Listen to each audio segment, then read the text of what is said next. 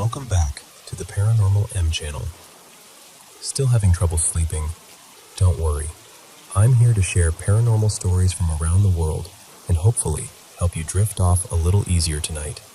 Thanks for sending in your experiences. Drop a comment below and let us know how these stories made you feel, or share your own. And if you don't want to miss the newest videos, make sure to subscribe and turn on notifications. So, are you ready? Put on your headphones, switch on your nightlight, get comfy in bed, and let's begin. You know, people usually talk about the hungry ghost realm, Kreta, all that, as if it's some spooky punishment that happens after you die. But the older I get, the more it feels less like mythology and more like a really familiar headspace people slip into while they're still alive. Not loudly, not dramatically, just quietly, almost politely. It's that state where you keep wanting things, but nothing really satisfies you for long. Even when something genuinely good happens, something you would have sworn would make you feel settled, there's no real sense of arrival. The mind just pivots. It reaches for the next thing before the last one even has time to land. Because normally, wanting is supposed to have an ending. You eat, and the hunger stops. You finish a project, and there's a pause. Your system is meant to exhale for a moment before it leans forward again. But in this state, the exhale never comes. You get what you wanted, and instead of feeling full, there's this low-grade restlessness, like a motor that never switches off. It's as if the mind forgot how to stop tilting toward the future. And honestly, the old image of the hungry ghost, big belly, tiny throat, makes more sense to me now than it ever did as a kid. Because there's no shortage of input. News, music, apps, messages, options, invitations, goals. It's endless. But somehow, so little of it actually nourishes you. Life keeps tapping the surface without feeding anything deeper. I catch it in myself in small, almost embarrassing ways.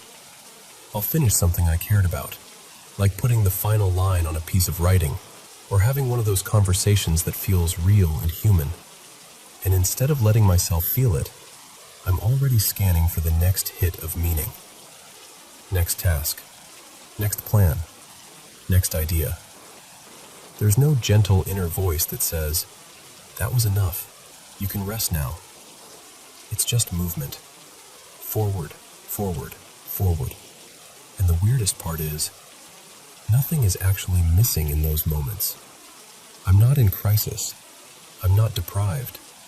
On paper, things are fine. But it still feels like something is missing. Like there's an emptiness that doesn't match reality. That mismatch is what gets me. There's this teaching that hungry ghosts look at clean water and see it as fire, or as something filthy. And to me, that isn't about monsters. It's about how perception warps when the mind is trapped in scarcity. Even good things don't feel safe to enjoy. A calm afternoon starts to feel like I'm wasting time. A good experience starts to feel like it's already slipping away. Gratitude gets replaced by comparison before I even notice it happening. It's like my mind keeps asking, "Okay, but what's next? What's better? What if this doesn't last?" And I don't think that comes from being greedy or selfish. Not really. It feels more like forgetting how to let experiences land in the body. The mind stays busy, but the nervous system never actually settles. Like I'm living 2 inches above my own life. The one thing that seems to interrupt it, at least for me, is generosity. Not some grand, heroic thing. More like giving someone my full attention, helping in a small way, sharing time, offering something without keeping score. No hidden trade. No quiet expectation that it'll come back around. When I do that, even briefly, something unclenches. The constant reaching stops for a second. Not in a fireworks way, not like a spiritual high, more like a plain human feeling of, "Oh, this is okay." right now is okay. The hunger eases, just enough to notice what it feels like to be here. So when I think about the hungry ghost realm now, I don't picture flames or creepy figures. I picture something painfully ordinary. A human mind always leaning forward, rarely arriving. And the way out seems less about getting more, and more about finally letting something, anything, be enough.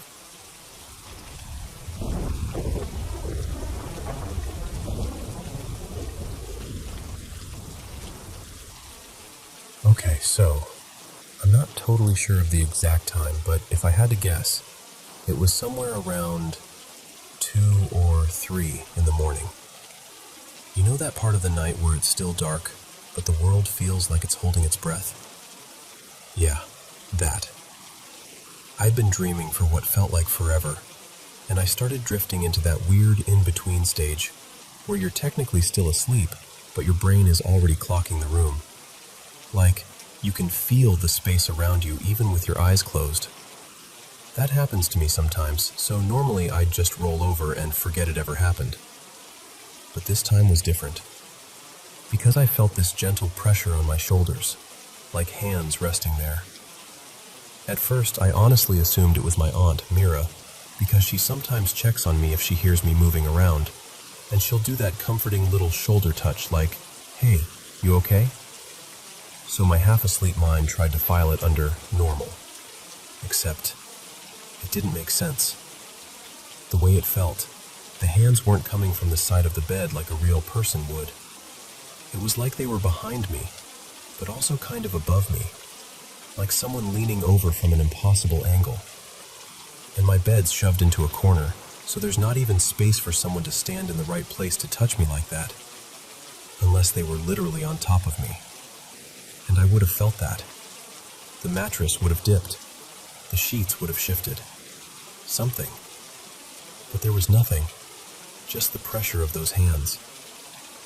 Then the pressure moved. Slowly, like, this is the only way I can explain it.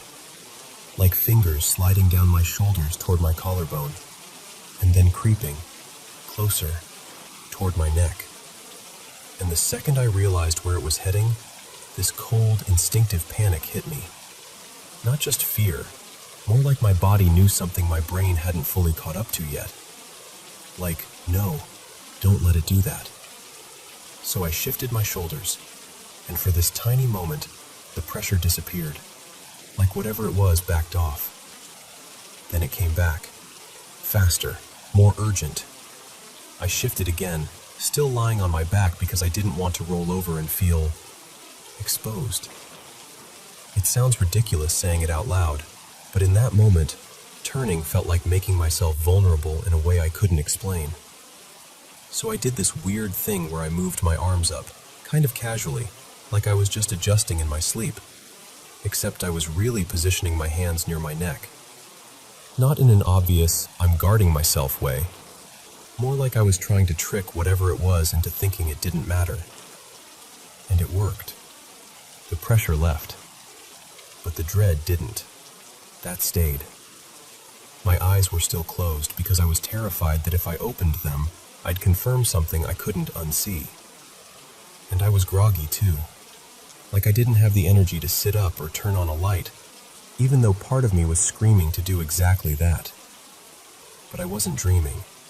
I know I wasn't, because my heart was pounding so hard it felt like it was shaking my whole chest. I grew up pretty religious, more than I am now, honestly.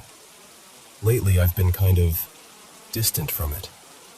But in that moment, I started praying like it was muscle memory, like my body reached for the only thing it knew how to grab. And then I noticed my limbs were getting numb. My arms first, and then, this detail is so weird, but I remember it clearly. My right big toe started tingling like it was falling asleep. I kept wiggling it under the blanket, over and over, just to reassure myself I still could. Like I was checking, I'm here. I'm still in control. I can still move. And then, the sound started. That's when I felt fully, completely terrified. Like not spooky story scared, more like that raw animal fear where your skin feels too tight. I kept praying, just over and over in my head. And after a while, the numbness started fading, like my circulation was coming back, or like the panic was easing just enough for my body to stop locking up. Eventually, I felt safe enough, barely, to shift again and turn slightly, even though it meant exposing my back. I don't even remember exactly when the clicking stopped. I think it must have, because at some point I fell asleep. But even when I woke up later, the thing I couldn't shake wasn't the sound. It was the memory of those hands. That slow slide from shoulder to neck, like something was testing how far it could go. I looked it up in the morning, because of course I did, and a lot of people talked about sleep paralysis. But the thing is, I could move. I did move. That's what throws me. I've had moments before where I wake from a dream with sudden dread, like my brain just dumps fear into my body and I snap awake. But this time, I wasn't snapping awake. I was already awake. I was in it. And I felt something touch me like it had weight, like it had intention. I still don't know what it was, whether it was my brain misfiring, some half-dream state, stress manifesting physically, or something else entirely. All I know is, it felt like it almost crossed a line, and that's what scares me the most.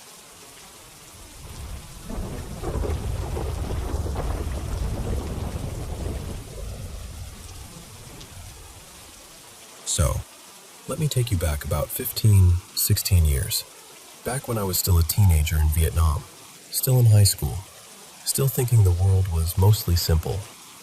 Our town was small, the kind of place where everybody knows who your grandparents were and which hill your family's graves sit on. And then one day, everything changed because the government announced a new highway project. A big, straight road. Progress, they called it. But that straight line on the map went right through the back of my oldest Uncle Kwong's house, and straight across the little family graveyard on the hill behind it. They offered compensation, of course, money to relocate the graves to a new piece of land. On paper, that sounds practical, but if you've grown up with our traditions, you know it doesn't feel like moving. It feels like disturbing something sacred. Where I live now, here in Canada, when someone is buried, that's it. They rest there forever. Back home, it's different. When someone dies, they're buried first in a temporary grave, usually for a few years, so the body can return fully to the earth. Then the family reopens the grave, washes the bones carefully, and places them into a solid resting container before moving them to the family graveyard, the final place where everyone stays together. It's not just ritual, it's love, it's remembering. Because the way we see it, a person doesn't really disappear when they die. They disappear when nobody speaks their name anymore, when nobody holds their memory. Like that idea in Coco, you know? That forgetting is the second death. So we don't forget. But here's where the tension comes in. There had already been some uncomfortable feelings between my mom, Lan, and my dad's side of the family. And when the compensation money came, it turned into an argument that wasn't really about money at all. My mom believed every single cent should go toward rebuilding the graveyard properly, because, in her words, that money is for the dead, not for the living. But my uncles wanted to keep some aside to build a memorial house, something that looked impressive, something people could point to. And I remember watching the adults talk in circles, their voices getting sharper, and thinking, please don't let this turn into something ugly, not over this. Then the relocation day came. Everyone gathered at Uncle Kwong's house, and we started digging in the late afternoon, only after the sun had dropped and the heat loosened its grip. The hill behind the house was darker than you'd expect, like the shadows up there were thicker. There were around half a dozen graves, and while the older generation stayed inside, drinking tea, playing cards, trying to act like this was normal. Us younger ones got sent up the hill with one job. Every 30 minutes, we had to light fresh incense at the graves, 3 sticks each time. Just walking up there over and over, the grass wet under our shoes, the air heavy, the sound of insects buzzing like a warning. It already felt wrong. But then the strange thing started happening. Every incense stick we lit burned down smoothly, at every grave, except one, my grandfather's. At his grave, there was always one stick that just wouldn't burn. It would smoke a little, then go stubbornly dark, like something had pinched it out. The first time, we blamed the dampness. Night dew, cheap incense, anything. The second time, we laughed nervously. The third time, nobody laughed. We ran down the hill and told my uncles. They came up, annoyed at first, like we were being dramatic. My second Uncle Hui took the incense from us, frowning, like he was going to prove we were just kids imagining things. He lit 5 sticks instead of 3. And I swear to you, 4 of them burned perfectly, and 1 refused. Just 1, like it was making sure we understood. Everyone went quiet, the kind of quiet where even your breathing feels too loud. Because in our beliefs, that's not random. That's not weather. That's a warning. By the time we reached the part where we had to move the remains, it was almost 4 in the morning. A truck arrived, old, loud, its headlights cutting through the dark like knives. We had to move everything during a very specific, auspicious hour that a feng shui master had calculated. So we didn't have the luxury of stopping, even though the air felt wrong. We carried the containers one by one onto the truck. First, the eldest ancestors, then my grandfather, then my uncle's late wife. And here's a detail that always made my skin prickle. Uncle Kwong had been married twice. His first wife had died young. People whispered it was from a freak lightning strike while she was working outside during a sudden storm. Whether that story got exaggerated over the years, I don't know, but everyone believed it. When it was time for the final container, his second wife, 2 cousins showed up late, rushing, apologizing, acting like the clock didn't matter. They were assigned to carry her container to the truck.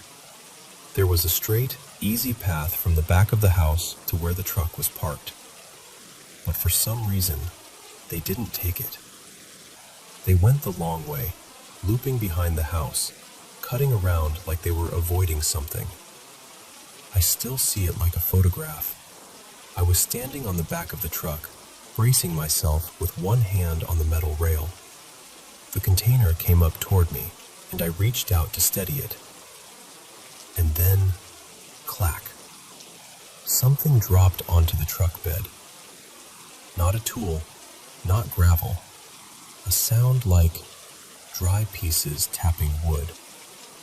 We shone our flashlights down, and there, scattered on the truck floor like someone had spilled them, were bones. My aunt's bones. The container had cracked at one bottom corner, and in that moment, every hair on my arms lifted, because all I could think was, that incense wasn't being dramatic. Grandpa was trying to stop us. Everything after that became chaos. We retraced the exact route my cousins had taken, scanning the ground with flashlights, calling out like we could somehow apologize loudly enough. We found more bones along the way, some in the grass, some near the back steps. We went back to the grave itself and searched beneath where the container had been sitting. Then someone ran to buy a new container. Faster, faster, because we still had to make the auspicious hour. We gathered every piece we could find and transferred the bones carefully, hands trembling, movements gentle like we were touching a sleeping baby. We made it, technically. we moved her remains into the new family graveyard on time. But it didn't feel finished. It felt incomplete. Not long after, my mom went to see a spirit medium. And look, I'm not here to tell you every medium is real, or that you should believe everything you hear. I'm cautious about that too. The medium told my mom something chilling. The crack in that container wasn't new. It hadn't happened during the move. Later, when we looked at the broken pieces left behind, you could actually see it. Green moss along the edges of the crack, like water had been leaking through it for a long time. Then the medium, speaking as if it was my aunt, said water had damaged part of her remains, and that one small bone from a finger had completely broken down. But that wasn't the worst part. Through the medium's gestures, my aunt pointed to her spine and insisted a section of backbone was still missing. My mom called Uncle Hui immediately. He didn't believe her. He and my mom were still in conflict, still holding on to pride like it was armor. But that same night, something happened that made it hard for anyone to dismiss. My aunt's son-in-law, let's call him Min, was preparing to leave early the next morning for a work trip. Around 3 a.m, he had the same dream 3 times in a row. In the dream, my aunt appeared and said, "You cannot go tomorrow. I'm dirty. I'm missing bones. Come back and help me find them." And that word, dirty, hit hard because it was true in the most practical way. We hadn't had time to do the full traditional washing of the bones with the special herb-boiled water.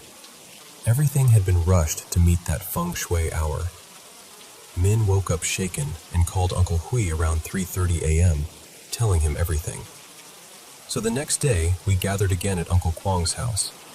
In this is the part I always pause on, because even now, I don't know how to explain it without sounding like I'm trying to convince you. My aunt's son said he'd also dreamed something strange. He saw a woman in a white dress sitting under a jackfruit tree behind the house, right along the route my cousins had taken. We all walked out there together, quiet, uneasy, like a group of people entering a room they didn't want to enter. We reached the jackfruit tree, and directly beneath it was a section of backbone. A human spine is unmistakable. The shape, the ridges, the weight of it, even when it's just bone. It was exactly what the medium had described. After that, nobody argued anymore. My uncles were terrified in the most honest way, like the fear stripped their egos clean. They used all the compensation money to rebuild the graveyard properly. No memorial house, no keeping anything aside, not $1. And me? I don't walk around thinking every coincidence is a sign. I don't live my life afraid. But I also can't tell myself that night was nothing. Because too many pieces fit together. Too many warnings, too many dreams, too exact. And it left me with this quiet belief I carry now, even across oceans. The people we love, they're still somewhere. Maybe not in the way we can measure, but in a way that shows up when we forget to be careful, when we rush, when we let pride get in the way of respect. Watching over us, helping us, waiting for us to remember them so they don't truly disappear.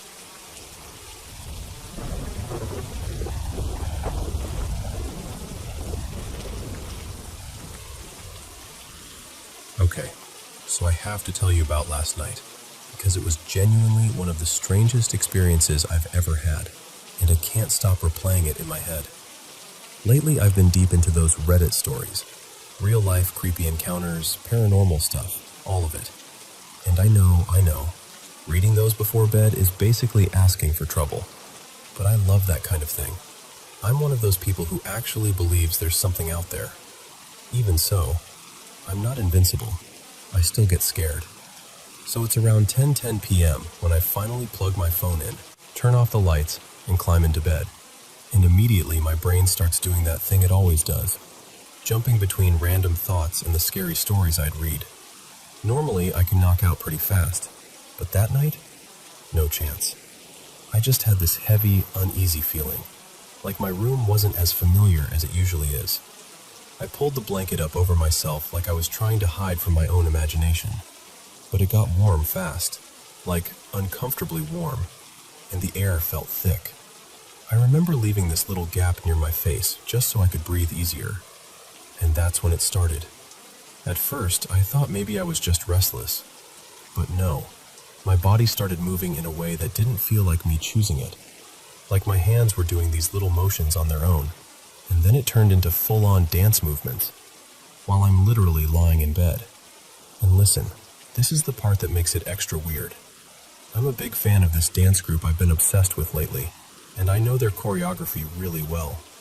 My hands and arms started doing pieces of that choreo, like my body was practicing without permission. I didn't even want to move. I was tired. I just wanted to sleep.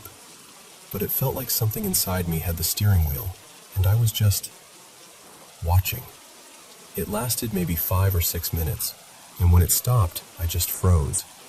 I pulled the blanket back up and tried to breathe normally, tried to calm myself down, told myself, okay, that was just a weird nervous thing. You're fine. But then, about half an hour later, it happened again. Only this time, it wasn't just that one choreography. It was like my body was flipping through dance trends at random. Bits of moves I recognized from different songs, different challenges, like, why are you doing this right now? Kind of stuff. My fingers were twitching, my arms were moving in patterns, and I swear I was fighting to stay still. I felt exhausted, like my body was spending energy I didn't give it permission to spend. And then, on top of all that, I started hearing this sound, a soft whistle. Not loud, not dramatic, just faint, like it was somewhere in the room but not close enough to pinpoint. It happened for a few seconds, stopped, started again, like someone testing it, and then it just cut out completely. I remember staring into the dark after that, holding my breath, waiting for it to happen again. I stayed awake for almost 2 hours, just lying there with that tight feeling in my chest, trying to convince myself I was okay. Eventually, somehow, I fell asleep, but the whole night had this wrong feeling to it, like the air itself was off. And the creepiest part is, it didn't feel like I was imagining it. It didn't feel like I was half dreaming or hallucinating or doing that sleepy jerk thing people do. It felt real, like something was actually there, nudging me, pushing buttons, seeing what would happen.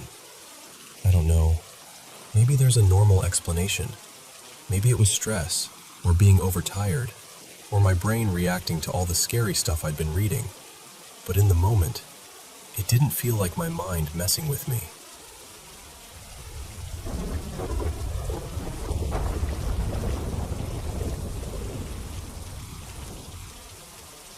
Hey, so I want to tell you something that's been sitting heavy on my chest for years now. I live in a senior Section 8 apartment complex, something like 160 units, give or take. It's one of those places where you get to know the rhythm of the building. The same elevators, the same voices in the hall, the same doors opening and closing. And like any senior community, people pass away sometimes. That's just part of life here. I'm a disabled guy in my mid-50s, Catholic, been here almost a decade. I'm not someone who goes looking for spooky explanations. If anything, I'm the type who wants things to make sense. I want a logical reason first. But this started about 4 years back, and it hasn't completely let go of me since. There used to be a neighbor down the hall. Her name was Marlene. Every single day, I'd see her sitting outside her apartment with her door shut, blasting music so loud you could hear it echoing down the hallway. One day I finally asked her, "Marlene, what's going on? Why the concert every day?" And she looks at me like it's the most normal thing in the world and says, "There's something in my apartment, a ghost, and it hates loud music, so I keep it on all the time." I laughed. I really did. I remember walking away thinking, poor woman, maybe she's just lonely. Maybe she's anxious. Then another neighbor, an older guy named Dennis who lived right next to her, told me he'd hear banging inside the wall between their apartments, like someone pounding from the inside, regularly. Within a year, both of them moved out. Just gone. And I swear to you, I thought that was the end of it. Until 3 days later. Because that's when I started hearing footsteps in my apartment. Not in the hallway, not upstairs. In my place, right there on the other side of the room. Like someone walking from the kitchen area toward the bedroom. And I live alone. Always have. My door was locked. I'm on the top floor of a 6-story building, so it's not like someone's stomping around above me. At first I told myself it had to be plumbing, the building settling, maybe the heater, anything. But then little things started stacking up, like my touch lamp. Every once in a while I'd come out of the shower, towel on, door still closed, and that light would just click on by itself. No one else in there. No pets. Nothing. Sometimes the front door would slam shut when I knew I didn't leave a window open. And at night, this is the part that gets under my skin. I'd hear a noise in my bedroom, so close it felt like it was within arm's reach. I kept thinking, mouse. I'd lay there, trying to listen for scratching, for something explainable. Then came the dreams, or what I thought were dreams. I used to sleep with one pillow under my head and another sort of draped over the top of my face because I'm sensitive to light and sound. And on 3 different occasions, I woke up, half panicked with the feeling that something was pressing that pillow down on me, hard, like trying to smother me. I'd wrench myself around, heart hammering, and there'd be nothing. No one. Just me, gasping in the dark. Recently, I started having nightmares that felt even worse, like I'm being pulled, dragged by something I can't see. I'm fighting it, but my arms won't work. I can't scream. I can't breathe. And when I finally snap awake, I'm terrified, and the only thing I can do is start praying the Our Father over and over until my body settles down. And then there was this other thing that happened in bed that I can't shake. I called my brother, his name's Victor, and when he came over, he helped me strip the mattress down. We took the cover off, checked everything like we were hunting for evidence. No droppings, no nesting, no tears, no holes. Nothing living in there. It made no sense. And I need you to understand, I kept trying to talk myself out of it. I'd say, okay, maybe it's nerves. Maybe it's sleep paralysis. Maybe it's stress. I really tried. But there's one moment I can't explain away, because I was fully awake. One night I'm in my bedroom, and I see this thing. Not like a person, not like a shadow. It was like a yellow, translucent shape, almost like a glowing square, kind of shimmering, sparkling in a weird way. And it moved. Not walking like a human, but gliding, steady, right into my bedroom space. It was about chest high off the floor. It came in like it belonged there. And I just snapped. I yelled, like a gut-level instinctive yell. Get out! A couple seconds later, it was gone. After that, I doubled down on what I know. I pray the rosary every day. I wear a brown scapular all the time. Not as some magic charm, more like grounding. Like holding onto a rope when the water's rough. I even had a priest come to bless the apartment and bless me with holy water. I went through the sacraments, confession, communion, even anointing of the sick. I was trying to cover every base, spiritually and practically. But here's the part that hurts to say. After that, he wouldn't come back. Not for confession at my place, not to bring communion. It felt like he was avoiding it. Like maybe he didn't want to deal with it, or maybe he thought it would feed into fear. I don't know. I just know I felt kind of left alone with it. And the strangest thing is, it's not constant. It's not every day.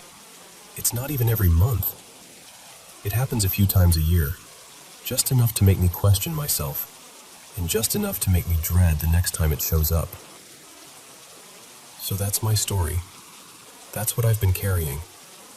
And I'm telling you the truth when I say, I don't know what it is. I don't know what's causing it.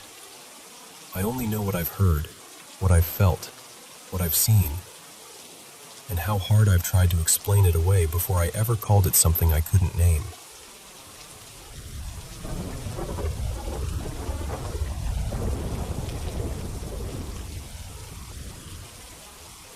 So, last winter, I was packing up to spend the holidays at my parents' place, and I was actually excited in that quiet, adult way, because my sister Mara and I are both in our 30s now, and we don't get those easy, casual hangouts like we used to. Life just spreads people out. A few days before we were supposed to meet up, Mara calls me and says, "Okay, don't laugh, but something weird has been going on." And I'm already smiling because that's how she is. She'll say she's not superstitious, and then immediately tell you about something that absolutely sounds like a ghost story. She tells me it started after she bought this antique lamp. Not like a cute, normal thrift store lamp either. She found it at this little secondhand shop tucked between a laundromat and a bakery. One of those places that smells like old books and dust and someone's perfume from another decade. And she said the second she saw it, she just had to have it. Like it reached out and grabbed her attention. It was pricey for a lamp, but the shop owner told her it was from around the mid-century era, like 1950s-ish, and collector-worthy. The part that stuck with me was this. The cord was damaged. Not frayed, not worn. Missing. Like someone had ripped a chunk of it clean off. Mara brought it home anyway. And then the weirdness started. The first story she told me, this one felt small, but it got under my skin. She said one night she'd finally gotten her apartment calm and clean. Her son, he was about 4 at the time, had gone down, and she'd done the whole routine. Toys picked up, lights dim, the "please let the night be easy" kind of quiet that parents know. She's on the phone with her best friend, standing in the hallway, and their cat, this lazy, clingy cat named Juniper, is lounging on the bed nearby. And suddenly Juniper bolts upright and stares hard at the doorway like something just walked past. Mara's like, "What is your problem?" Because Juniper usually scratches at the door if she wants out. But instead, the cat just watches. Mara opens the door, and right there on the floor is one of her kids' toys. One of those little plastic figures that absolutely does not roll or slide easily. Like it had been placed there. She checks the bedroom. Her kid is asleep. Out cold. No sleepwalking. No sneaky little footsteps. And she swears she didn't leave the toy there. Then she tells me about the music box. This is the one that made her voice go tight, like she hated even saying it out loud. She said she was home alone one afternoon, and the kid's music box, something that normally had to be wound up, just started playing. Soft and tinny, that creepy, sweet lullaby sound. She didn't even go to it right away. She just stood there, frozen, listening, trying to convince herself there had to be some explanation. And then she grabbed her phone and recorded it because she was so freaked out she needed proof that she wasn't imagining it. When she showed me the video later, I could hear it. She's trying to sound calm, but her voice has that shaky edge people get when they're holding back tears. And she said it didn't happen once. It happened multiple times. So then the holidays come, and we're both at my parents' house, back in our childhood orbit, the same creaky stairs, the same familiar smell of coffee and pine and laundry detergent. One night, after everyone's gone to bed, Mara and I do what we always used to do. We stay up too late. We're downstairs, lights low. The game is doing its thing. Whispers, shadows, that slow building panic. And Mara starts talking about the lamp again. She's half laughing, half serious, and she goes, "I know how it sounds, but I think it's..." like a kid. I think something's attached to it, like a child. And I'm about to make some sarcastic comment, because that's my default, honestly, when the neighbor's dog starts barking. Not normal barking, like violent, angry barking. The kind of barking that says, something is here. And it's around 1 a.m. on this dead quiet road, so it's immediately unsettling. And then I feel it. I don't even know how to describe it without sounding ridiculous, but it felt like a faint gust of air moved past me, like someone brushed by my shoulder, except there was no one there. And seconds later, from the corner of the room, a toy starts playing. This little musical toy my mom kept in a toy box for when the grandkids visited. It wasn't sitting on top. It wasn't balanced on the edge. It was buried under other stuff at the bottom of the chest. Nothing bumped it. Nobody touched it. It just started. That bright, cheerful little tune spilling into the room like it belonged there, like it was normal, like the game wasn't already making our nerves raw. I remember pausing and doing this quick scan of the basement, like my brain was desperately searching for a person to blame it on. Like maybe my dad was messing with us. Maybe my mom was upstairs with some remote-controlled prank device. Anything. But the room was empty. Mara's face crumples instantly. She starts crying, quiet at first, then full on. And she just says, "See? I told you. I told you." And here's the part I'm not proud of. I didn't wrap my arms around her. I didn't say, "That must feel terrifying." I didn't sit with her in it. I did the opposite. I did what skeptics do when they're scared.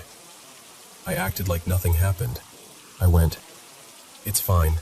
We're just on edge because of the game." And I kept playing like if I didn't acknowledge it, it couldn't be real. Eventually I convinced her to go to bed, and we turned everything off, and the house went quiet again.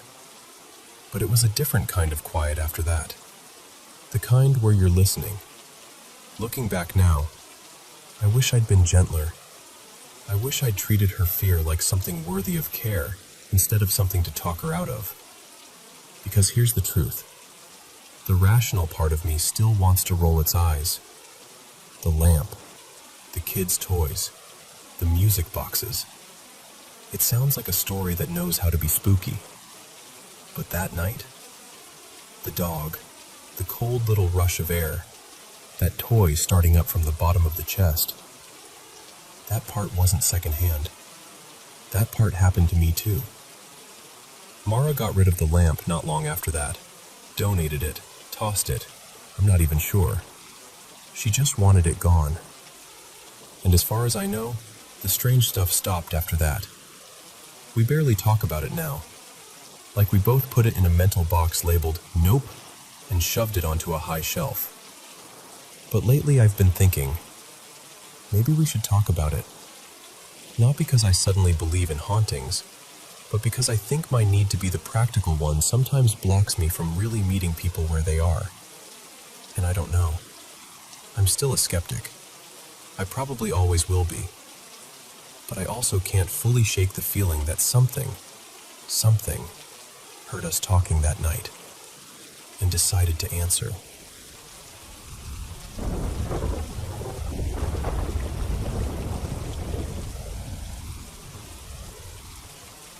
So, my boyfriend and I have gotten into ghost hunting. We're still pretty new to it, but I've taken it seriously. Like, I read up on protections, I'm respectful, I leave little offerings when we go to cemeteries, and we always say goodbye. Always. I set boundaries out loud too, like, don't follow us home, don't mess with us, don't scare us, that kind of thing. And honestly, I don't feel like whatever this was meant harm. But I also know my old belief system can make me second-guess everything. So I've been sitting here wanting some kind of, I don't know, confirmation? Reassurance? Just something that says, yes, this can happen, or no, you're not losing it. Last weekend we went to a small cemetery outside town. We were there maybe 2-ish hours. It actually went really well, like wild EMF spikes, the kind where you look at each other like, okay, that's not nothing. We left feeling excited, not freaked out. After that, we drove back to my mom's place. We parked and we just sat in the car for a while, decompressing, talking, listening to music, kind of laughing about the night. We shared a couple little swigs of whiskey, nothing crazy. I wasn't drunk. I wish I could tell myself I was. It would be so convenient. But I wasn't messed up, and neither was he. It's late, around 12:45, maybe closer to 1 a.m., and we finally decide to go inside. My mom's house is in this tiny young town, and there's this dead-end side street, more like an alley, that meets the main highway at a curve. There's a street light right where that alley opens to the road. No buses, no public transportation, no people wandering around, and we don't really have a homeless population here. It's quiet. We get out of the car. I step out from the driver's side and walk around the back to meet my boyfriend on the passenger side. And the second my feet hit the ground, I see him. A man. Right under the streetlight, near the mouth of that alley. And I swear to you, he wasn't just a guy in dark clothes. He looked like a solid black shape, like someone had cut the outline of a person out of night itself and placed it there. No face, no features, no eyes, nothing reflective, just black, dense, real.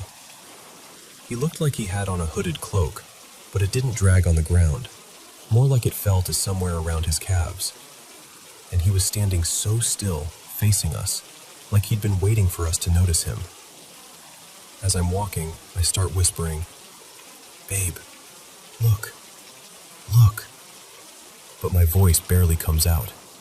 It's like my throat forgot how to work. And this is the part that makes me feel crazy even saying it out loud. In my head, I kept thinking, hey, like I was trying to get his attention without speaking.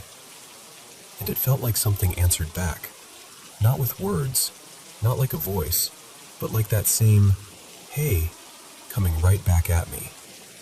Like a quiet back and forth in my mind for a few seconds. Not scary exactly, just heavy, ominous. Like being watched by something that's calm, but powerful. Meanwhile, my boyfriend isn't reacting to what I'm seeing at all. Like, he's not even looking that direction. But then he tenses up and goes, "Did you hear that?" And I'm like, "Hear what?" He said he heard footsteps, clear as day, walking fast on the pavement. I heard nothing. Not one step. Not a crunch of gravel. Nothing. But my boyfriend is suddenly alert, like real-world alert, and he says, "Get the gun." That snapped me back into my body, you know? Like, oh, we might be in danger. Because from his perspective, there's someone close by in a dead-end alley at 1 a.m. So I reach into the glove box, grab his gun, and the moment I turn back around, the man is across the street. He's standing near a road sign, like he's waiting at a bus stop, which is ridiculous because there is no bus stop. And he's not even on the sidewalk. He's in the grass, like someone's literal front yard, staring at us. And it wasn't like he walked over there while I wasn't paying attention. It was instant. The shift was so fast my brain didn't know where to file it. Here's the thing that messes with me the most. I saw him in the alley first. I know I did. My boyfriend says he never saw anything in the alley at all, not even a shadow, not even movement. He only saw him across the street by the sign. But at the exact moment I'm seeing this cloaked black figure under the streetlight, my boyfriend is hearing footsteps coming from that direction.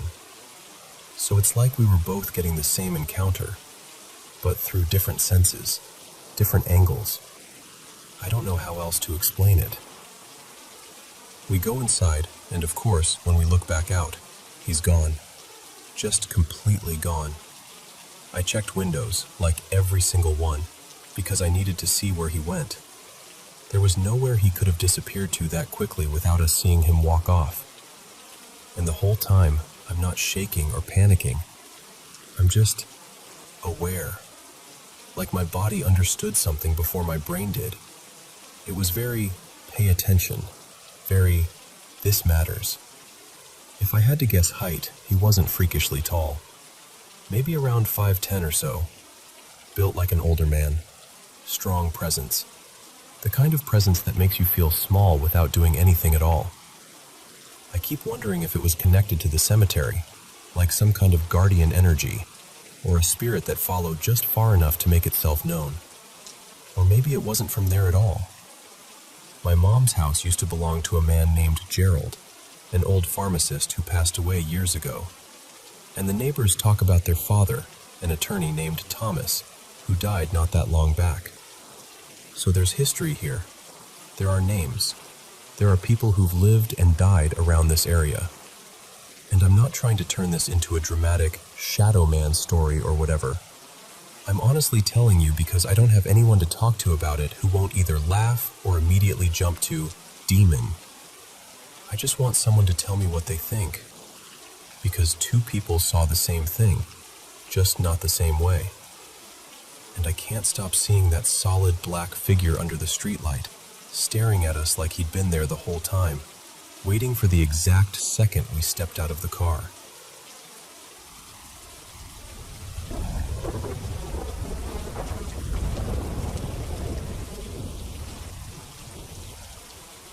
You know how Christmas used to be? Not just lights and cookies and the same old movies, but that little tradition people forget now, where you'd sit around and tell ghost stories like it was part of the season. Well, the other night my sister Lena and I were doing exactly that. Just talking, laughing, trying to one-up each other with creepy stories. And suddenly, I got hit with this memory so sharp it felt like someone tapped me on the shoulder. So, my grandparents were those kinds of people who collected strays, in the best way. They were generous and social, and somehow their house became a sort of unofficial home base for anyone in the neighborhood who didn't have much family. There were always aunts and uncles who weren't really related, cousins who didn't share a drop of blood with us, just people who'd found their way into my grandparents' orbit and stayed there. And as a kid, I loved it, because it meant you were constantly meeting characters. Some were a little rough around the edges, folks who'd made some mistakes or life had knocked them around, but most of them were good at the core, just complicated. And honestly, it made family gatherings feel like this colorful, unpredictable little world. That's how I met Marcy. I was maybe 7, 8, somewhere in there. Marcy had been around my grandparents forever, some kind of connection through an old neighbor. The details are fuzzy now. She'd show up for holidays sometimes, especially the ones where everyone was meant to be together. Her parents had died young, and I remember hearing that she'd had a hard marriage at one point. The kind you don't talk about much in front of kids, but you feel the shadow of it anyway. What I remember clearly is this. Marcy was different. She'd been a police officer in Chicago back in the 70s, or maybe early 80s. Either way, it was a time when that wasn't exactly common, and she carried herself like someone who'd had to prove she'd been impelled. Not in a loud way, in a steady way, like her spine had been made of something stronger than bone. And the thing was, she didn't come to parties and sit quietly with the adults. Not Marcy. She played with us. Like really played. She'd get down on the floor with the kids, jump into whatever game was happening, and somehow she'd still carry this "don't mess with me" energy, even while she was laughing. I still remember her beating a bunch of us at horse in the driveway, like it wasn't even hard. This older woman in her boots, sinking shots while we stood there shocked, like we'd just seen a magician. But beneath the fun, she had this other side. Protector isn't even a strong enough word. It was like she was always scanning the room, always ready. She didn't tolerate bullying, didn't tolerate cruelty, didn't tolerate people pushing others around. One time, years later, my mom was hosting some kind of community event, and there was this guy in town who'd been running his mouth. saying he was going to cause trouble. Nothing dramatic, just enough to make everyone uneasy. And Marcy heard about it and basically said, "All right." She showed up early and stood near the entrance like she was on duty. Not aggressive, just present, like a living warning sign. My sister and I adored her. When my parents were busy, Marcy would sometimes drive out from the city and take us places. Nothing fancy. A diner, a little roadside park, a movie theater that smelled like popcorn and old carpet.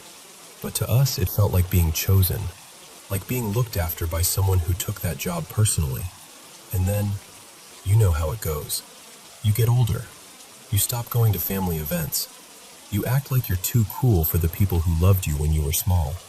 Without even noticing, you drift. She went fast. And I still feel this sour little shame when I remember the night of her funeral. I was a teenage boy, and in my head the world was simple. Friends first, everything else later. I told my dad I wanted to skip it and go out instead. He didn't yell. He just looked at me and said, "No, you're coming." And thank God he did. Now here's where it turns. Fast forward more than a decade. I'm in law school, second year, and I'm running on caffeine, stress, and whatever scraps of sleep I can steal. One night, after this brutal study session, I finally pass out. And I have this dream. I'm a kid again, small, light. That weird feeling in dreams where your body is younger than your mind. I'm sitting on the living room floor at my parents' house, and everything looks exactly like it did back then. Same furniture, same lamp, even the faint, cozy glow you only get from Christmas lights in a dark room. My grandmother is there, and my great-aunt too. They're sitting like they're waiting for something, calm as can be. No fear, no tension, just stillness. Then the room shifts, like the camera in my head slowly turns. And on the other side of the room is Marcy. I hadn't thought about her in years. Not really. Not in any deep way. But there she was, clear as day. Solid. Real. She looked at me, stared at me, and said just one thing. "I have to go now." That's it. No explanation, no smile, no drama. Just that, like a statement of fact. And I woke up instantly. I mean instantly, like I'd been yanked out of sleep. And I was drenched. I'm not exaggerating. My shirt, the sheets, sweat everywhere, like I'd run a mile. My heart was hammering so hard I could feel it in my throat. And I didn't fall back asleep. Not even close. I've turned it over in my head 1,000 times since then. I don't know what that was. I don't know if it meant anything, or if stress and memory and grief just combined into something my brain needed to show me. But I'll tell you this. The feeling I woke up with wasn't random. It was certainty. Like she'd been there for a reason. Like she'd been watching the way she always did. Quiet, ready, protective. And whatever it was, whatever she'd been holding back, keeping away, guarding me from, it was done. Her work was finished. And she had to go.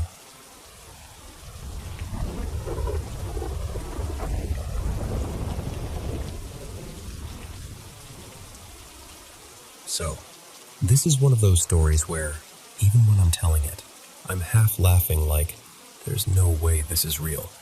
And the other half of me is getting chills just remembering it. It started when I was little, like little. My mom took me to a wedding in my hometown, and it was held at this old place everyone in the area whispered about. Not spooky vibes haunted, known haunted. I swear people said a bunch of folks had died there years back, but the number always changes depending on who's telling it, so I don't even want to pretend I know the truth. What I do know is, the air in that house felt heavy, like it had been holding its breath for 100 years. Anyway, at some point I wanted to change my dress, because I was a kid and I spilled something on it, obviously, so my mom brought me upstairs to one of the bedrooms to help me. We're standing there, just the two of us, and out of nowhere, something on the shelf next to us just launches off. Not slides, not tips. It flew like it was swatted. My mom immediately snapped at me, like, "You need to be more careful." And I'm sitting there wide-eyed, like, "Mom, I didn't even touch it." I remember being so upset because she thought I was lying. Years later, when she learned more about that house's reputation, she admitted she believes me now. And honestly, that was just the opening scene. Not long after that, in the house we lived in when I was growing up, I started hearing kids in my room. Like, children playing, laughing, the whole thing. It wasn't faint either. Sometimes it sounded like there were a handful of them right there on the other side of my walls. Like my room was attached to a playground I couldn't see. One night still sticks with me more than anything. I woke up and I could hear this old-timey music, like a record player spinning, and I heard kids giggling. And then, this is the part that makes my stomach flip. Even through the sleep fog, I felt this sudden shift, like they realized I was awake. The laughing stopped and I heard shh noises, like they were trying to be quiet because they'd been caught. When we moved out, my parents told me something they'd never mentioned before. Before I was born, they had a roommate. His name was Marcus, I think. And he woke up one night and saw 2 children at the foot of his bed, shaking it like they were trying to wake him up. So yeah, that was my childhood. Just casual ghost children. Fast forward, I'm 26 now, and I live in a totally different state. And I remember thinking when I moved, okay, new place, fresh energy, no creepy history. I'm grown. I'll be fine. And for a minute, I was fine. Then weird stuff started again. The house we moved into still had a landline set up from the previous owner. We hadn't even really used it, but it was connected. And it started calling itself. I know how insane that sounds, but I'd see it ringing. I'd pick it up, and it would just be static, like someone was on the line but not quite there. It happened enough that I stopped brushing it off as a glitch. And then there was the radio. Not every night, but often enough to feel targeted. At exactly 4:44 a.m., the radio would click on by itself, like it was timed, like somebody wanted me awake. On top of that, I'd hear what sounded like a grown man coughing downstairs, heavy footsteps, slow pacing up and down the stairs. And the worst part was, it always seemed to happen when I was home alone. I tried to rationalize it, old house noises, pipes, neighbors, but it had a rhythm to it, a presence. And for a while, I honestly wondered if it was my granddad. A few years later, we moved again, into the house I live in now.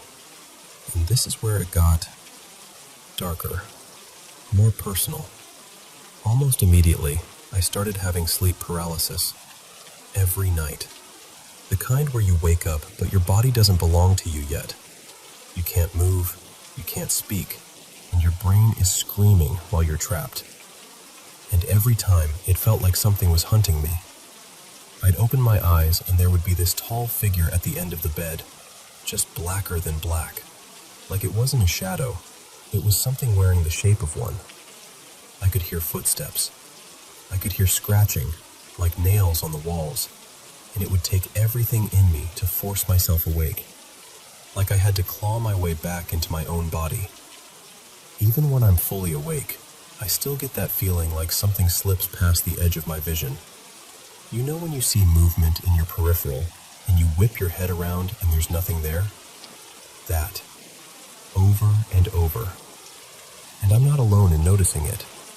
My animals have done it too, stopping dead, staring into the same corner I've felt weird about, like they're tracking something I can't see. My husband, his name's Ryan, actually lived in this house before I moved in.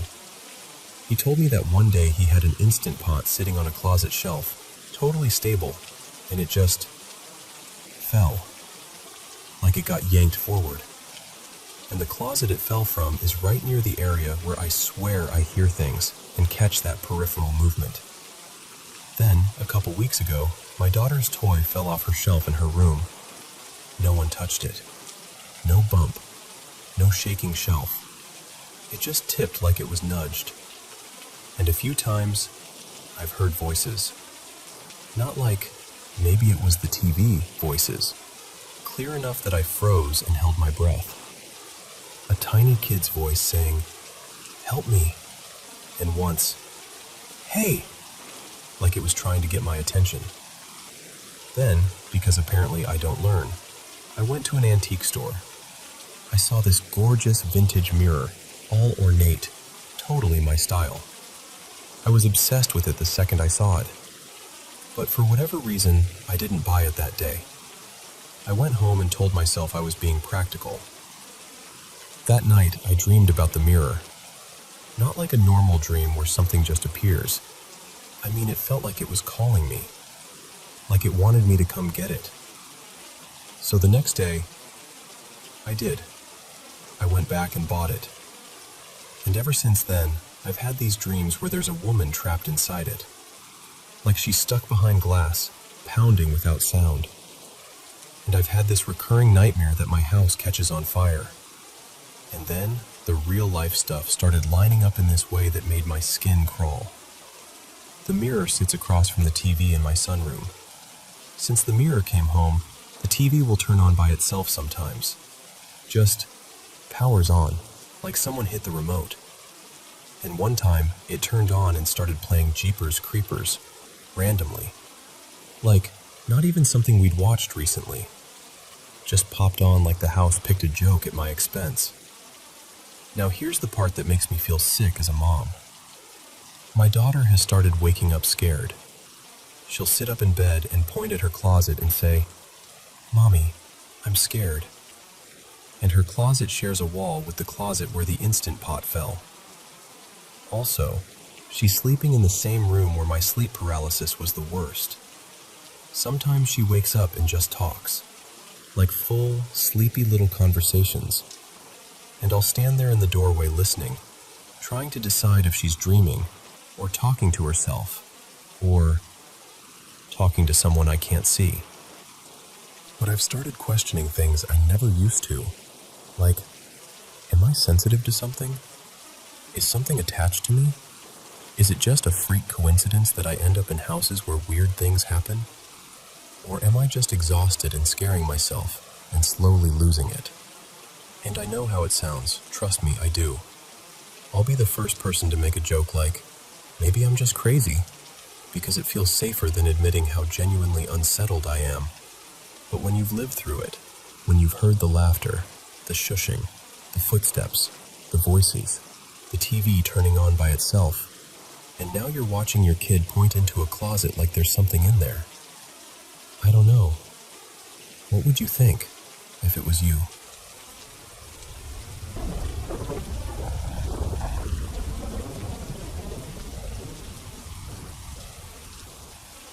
I don't even know how to say this without sounding a little out there. But for the last few years, I've felt like I've been visited by ghosts. Not the scary kind. The soft kind. The kind that used to curl up on your pillow and headbutt your hand until you finally paid attention. I've had cats my whole life. When I was little, I got my first cat, her name was Luna, back when I was in kindergarten. A couple years later, we brought home Pip, and those two became this inseparable duo. But Luna was mine. You know? She'd follow me from room to room like she had an assignment. She slept pressed against my side. If I was crying, she showed up. If I was sick, she posted up like a little guard. She died when I was 20. It happened fast, and it happened when my family was out of town, and it just wrecked me. I remember thinking, that's it? Like a whole life and all that love, and then suddenly she's just gone? Around that same time, totally unrelated, at least I think, it's when I started having night terrors. The kind where you wake up drenched in sweat and you're yelling before you even realize you're awake. I was living with roommates then, and I felt horrible because I'd scare the life out of them. And the dreams were always the same theme. Someone I loved dying, over and over for weeks at a time. But here's the part I can't explain. After a handful of those nightmares, Luna would show up in them. Not in a spooky way, not like some horror movie. She'd just appear, quiet, calm, sitting there like she owned the place. She'd look up at me and do that slow blink cats do, like, "I trust you. You're safe." And in my dream, it was like she was speaking without words, telling me, "It's okay. Breathe. I'm here." And every single time she showed up, the night terrors stopped afterward. Like the cycle broke. I'd wake up shaken, but also peaceful. Like something warm had settled over me and I could finally rest. So I tried to write it off. Grief does weird things. Brains do weird things. Fine. Then, a year or so later, I got into a car accident that I genuinely don't understand how I walked away from. I was on this back stretch of highway, barely any cars, cold enough that your lungs burn. My tire blew and I spun across lanes like a toy someone flicked. I clipped a truck, at least I think I did, then slammed into the median where the snow had piled up like a wall. Airbags exploded, glass everywhere. The front of my car looked mangled. I sat there for a second waiting to feel pain, because it felt impossible that I wasn't hurt. But I wasn't. Not really. Just whiplash so bad it made me nauseous. I remember putting my forehead on the steering wheel and trying to slow my breathing because my whole body was vibrating with adrenaline. And then, knock knock, a tap on my driver's side window. I looked up and there was this guy standing there, probably late 30s or early 40s, dressed like it was a mild day out. Hoodie unzipped, work boots, no gloves, like he hadn't noticed the temperature. His face was kind, though, calm, like he'd done this before, like he knew exactly how to keep his voice steady when someone else was falling apart. He talked to me through the cracked open window until help arrived. Just kept me grounded, asked me my name, asked me if I could move my fingers, told me to keep breathing. And when the state trooper's lights finally showed up in the distance, the guy sort of stepped back like his job was done, and he said, "Milo."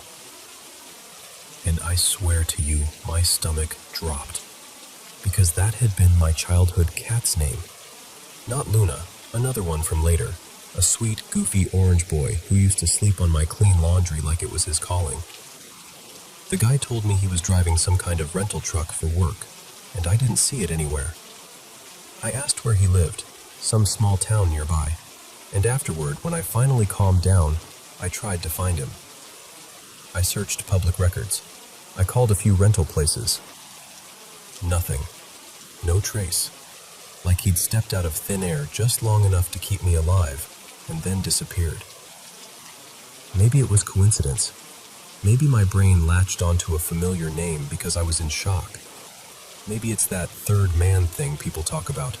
Someone showing up in disasters to guide you through it. Or maybe it was the same thing as my dreams. Me, terrified. And then this quiet, steady presence arriving like, "Okay, I'm here. You're not alone." I don't know. I don't know what to do with it, so I just carried it around. And then life moved on, like it does. I'm 27 now. I have a job, a grown-up routine, bills, the whole thing. And I have 2 cats, Saffron and Biscuit. My boys, my little family. I can't have kids, so yeah, this is it for me. They're my heart walking around on 4 paws. And this week, Biscuit died. It was sudden. One minute he was fine, and the next he wasn't. Some kind of heart condition, hypertrophic cardiomyopathy, the vet said, like the words could make it feel less brutal. He collapsed at home, and I held him, and there was nothing I could do. It happened so fast I didn't even get the chance to bargain with the universe. He just slipped away in my arms. I've been completely wrecked, like someone scooped my insides out. But the weirdest part is, he doesn't feel fully gone. I'll feel the bed dip the way it used to when he jumped up to settle near my knees. The treat jar, this heavy thing I never knock over, tipped off the counter the other night and landed right beside his bowl, the one I still can't bring myself to put away. I'll hear those tiny little floor creaks like someone's trotting down the hallway, even when Saffron is literally sitting on my lap. And then there's the purring. Saffron barely purrs. Biscuit purred like a little engine, loud and constant, like he was always reassuring me with it.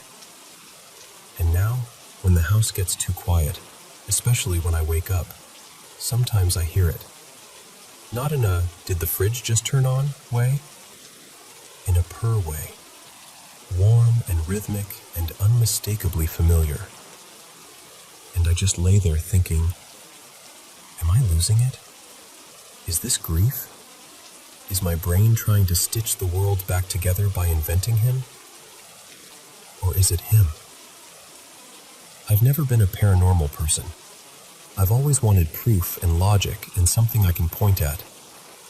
But I can't deny what it feels like. That when I'm scared, when I'm cracked open, something gentle keeps showing up anyway. So if you're listening to me and thinking, yeah, okay, I get it. I hear myself too. But still, if that man on the highway, Milo, from that little town I can't track down, if you're out there somewhere and you're a real person, thank you. I've wanted to say that for years. And if you weren't real, if you were something else entirely, then I guess thank you for that too. Because I don't know what this is, but it feels like love that refuses to leave.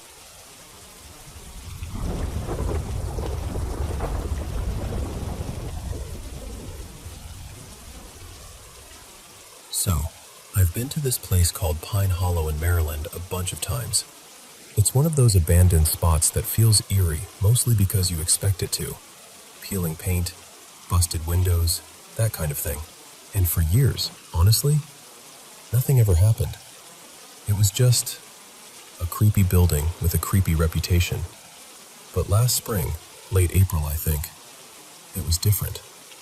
I was back there with my girlfriend Mara and our friend Jess, and we ended up in one of the rear buildings. There's this long hallway, and on both sides are these small rooms, like old holding cells or padded rooms, or something that used to be used for people who were not okay. The air felt stale, like it had been trapped in there for decades. I remember walking all the way down to the end of the hall, and I'm the kind of person who checks everything, partly curiosity, partly safety. So I've been peeking into the rooms as I passed, making sure nobody was squatting inside. Every room I checked was empty. No sleeping bags, no trash piles, nothing. When I reached the end, I turned around to head back, and halfway down the hallway, from one of the doorways, something leaned out. Not like a person stepping into view, more like a shape, a shadow that didn't match the lighting. Just a quick, quiet peek, like it was shy or cautious. And the weirdest part is, it didn't feel angry. It didn't feel like a get out warning. It felt sad. I'm getting chills even saying that because that's the part that sticks to me. The feeling. Like whatever I saw carried this heavy, aching loneliness. And in the moment, I didn't think ghost or demon or any of that. I just had this flash of a thought. That's a kid. I can't explain why. I just knew that's what it felt like. And I don't care how tough anyone thinks they are. My body reacted before my brain did. I made this stupid noise, like a half yelp, half gasp. Mara and Jess both jumped and were like, "What? What did you see?" And I wouldn't even answer. I just rushed them down the hall and out into daylight like the building was on fire. Only once we were outside did I tell them. And of course, they wanted to go back in. I didn't want to. I really didn't. But I didn't want to look like I was totally losing it, so I reluctantly agreed. We walked back up to the entrance, and right as we were about to step inside, we heard footsteps coming from deeper in the building. And that was it. I was done. I remember saying something like, "Nope, absolutely not," and we left. Now, I've had weird little things happen at home before, little unexplained stuff, nothing that really stopped me cold. But after that hallway, it's like something followed the idea of me home. Or maybe it just woke me up to noticing things I'd brushed off before. The first thing was the voices. It's only happened a couple times, but it's so clear it messes with your head afterward. One afternoon, I walked in through the front door and I heard two adults, one male, one female, talking to each other. Not yelling, not whispering, just normal conversation, like you'd hear from another room when someone's visiting. And then the second I realized, wait, who is that? It was gone, like a radio turning off mid-sentence. I checked the entire house, rooms, closets, the back door, everything. Nothing. Then, on a totally different day, Mara had her own version. She was downstairs changing and she heard a man speaking upstairs. She assumed it was my stepdad. Later, when I got home, she asked casually where he'd gone, and I told her he'd been at work the whole time. No one had come in. No one had left. She swore she never heard footsteps, never heard a door open. Just a voice. Upstairs. Like somebody was there. This one I'm torn on because I didn't see it. Only Mara did, and she'd just woken up. She told me she rolled over in bed one morning, and for a split second, there was a small figure in the doorway, child-sized, and then it was gone. I tried to be rational about it. I've had those half-awake moments too, where your brain is still dreaming while your eyes are open. So I told myself that's what it was. I wanted that to be what it was. But then the third experience happened, one we both heard, and it's the one that made me stop trying to explain everything away. It was late, really late. Mara and I were downstairs on the couch, watching TV like we always do. Above us is my stepdad's bedroom. He had work early, so we knew he was asleep. We started hearing movement upstairs. At first, I ignored it. Old house, settling, whatever. But it kept happening. So I paused the TV and we just listened. And it wasn't house noises. It sounded like something heavy shifting, like furniture scraping or being dragged a few inches. Then lighter footsteps, quick ones, moving from the hallway toward my brother's room. But my brother wasn't even home. And my stepdad, there's no way. He was dead asleep, and he's not exactly the type to get up at 2 a.m. and rearrange furniture. I didn't ask him about it. I didn't want to sound insane, but I know what I heard. We both did. And the reason I'm even talking about this now is because it feels like it's escalating. Like it's getting bolder, or maybe just louder. A couple weeks ago, I left for work around 3:30 in the morning. Mara was still asleep. About an hour after I left, she woke up to a whole chain of sounds, like it was putting on a performance. She told me she heard something walking down the stairs, then things on a shelf shifting, like someone touching objects and moving them around. Then noise from the basement, like a person rummaging through clothes, like someone changing or pulling fabric off hangers. And then, the bang. She said it was so loud and so sudden it made her sit straight up in bed. A violent hit on the wall right next to the bed, like someone sprinted through the doorway and slammed full force into the wall beside her. That's what shook me the most. Because the other stuff? Weird, unsettling, sure. But that bang felt aggressive. Not curious, not sad, not accidental. And what messes with us is we've noticed something. The more we talk about it, the more it happens. Like it wants attention. Like acknowledging it flips a switch. So we've been trying to ignore it. Keep the lights normal. Keep the TV on. Act like everything is fine. But in the back of my mind, I keep circling the same questions. What is it? Is it safe? Is it one thing? Or multiple? Because how do you hear adult voices, male and female, then maybe see a child-sized figure, then feel this heavy sadness in an abandoned hallway, and then get hit with something that feels downright hostile? I don't know. I just know I'm tired of guessing, and I hate that part of me is still stuck back in that hallway at Pine Hollow, watching something peek around a doorway like it's afraid to be seen, and feeling my throat tighten like I'm grieving for something I can't even name.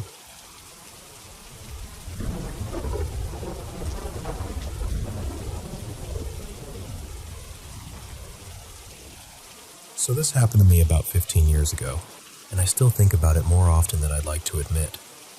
I was walking home late after a casual night out. Nothing wild, just a few drinks and laughs with friends at a little pub. Around midnight, we did what we always used to do. We stopped at our usual corner for one last chat, maybe 10 minutes or so, then hugged it out and split up in different directions. Where I lived back then was packed with apartment buildings, tight streets, lots of little balconies, and the whole neighborhood was basically hills stacked on hills. Normally, I take the main uphill that led straight to my place, but that night I chose the parallel street instead, the one closer to where we'd been hanging out. It felt like a shortcut. Same climb, just a different lane up the hill. The moment I started heading uphill, everything went quiet. Not in a peaceful way, more like someone turned the volume down on the whole world. And then I heard it. This steady, old-fashioned ticking, like a grandfather clock. Not a modern little click-click, but a full, roomy tick, tock, tick, tock, like it had weight to it. And the weirdest part was that it didn't seem to come from one place. It was like the sound was everywhere at once, sort of wrapped around me. At first, I told myself something simple. Okay, someone's got their balcony door open, and they own the loudest clock on Earth. I even half smiled at the thought and kept walking. But after a few steps, I realized something didn't add up. The ticking stayed exactly the same volume. Not louder, not softer. Not drifting behind me, not pulling ahead. Just constant. Like the sound was keeping pace with my body. That's when I started actually looking. I glanced at the balconies closest to the street, expecting to spot an open door, a lit room, anything that would explain it. But the whole block looked shut down. Curtains drawn, lights off, doors closed. It was a cold night, the kind where nobody leaves anything open for long. And there wasn't a person in sight. Still, I wasn't scared, not yet. More confused than anything. I slowed down a little, listening harder, trying to triangulate it the way you do when you hear a siren or music in the distance. I even paused once, just to see if it would fade when I stopped. Nope.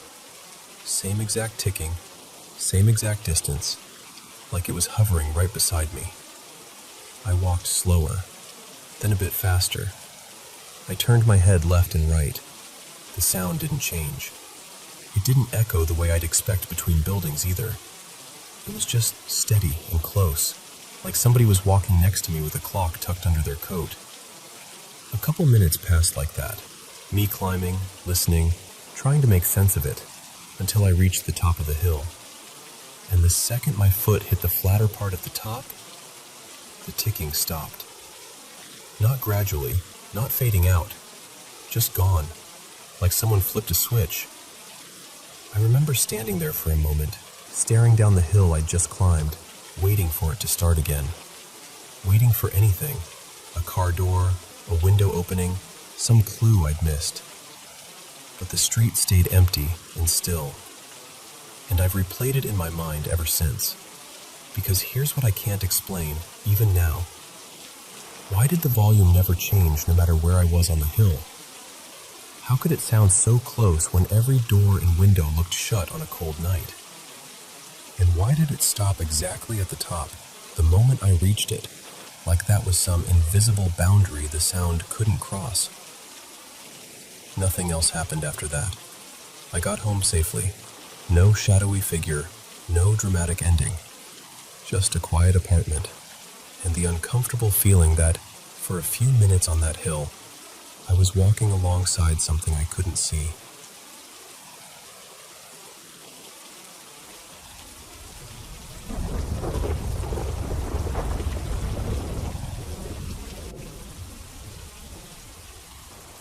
Hey, okay, I'm just gonna say it the way it is, even though I know it sounds like one of those stories people roll their eyes at.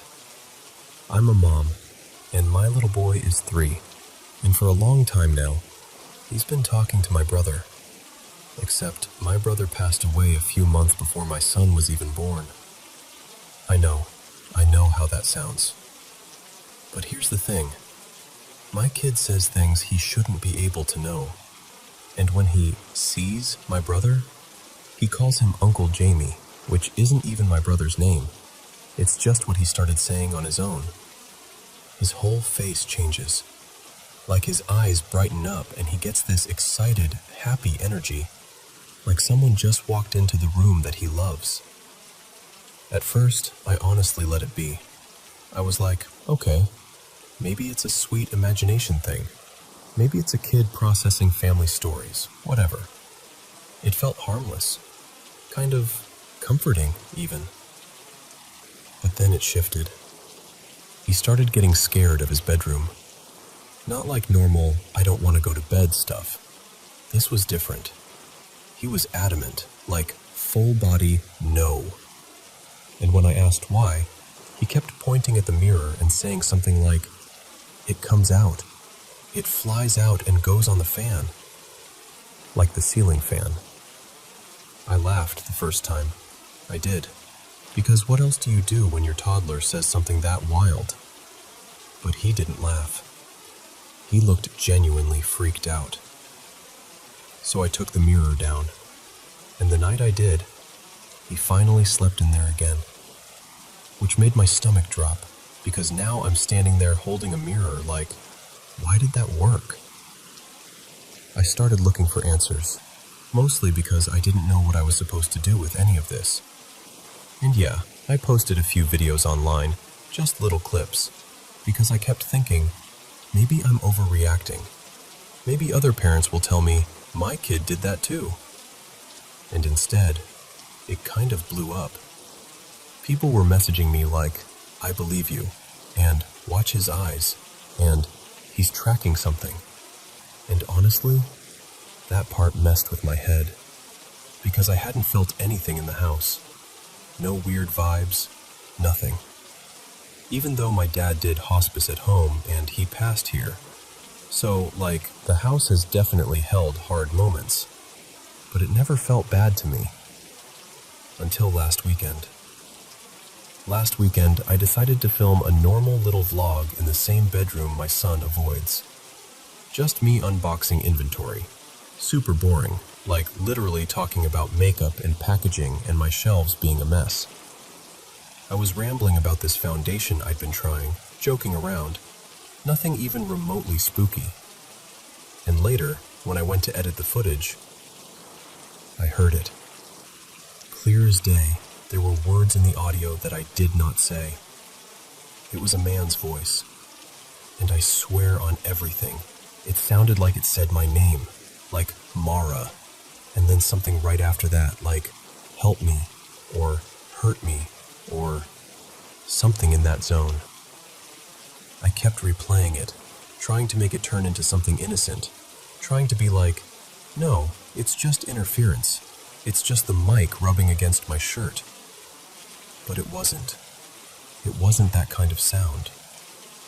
And the worst part is, I wasn't even using a cheap setup. It was one of those noise-canceling mic packs clipped directly into my phone. I've used it a ton.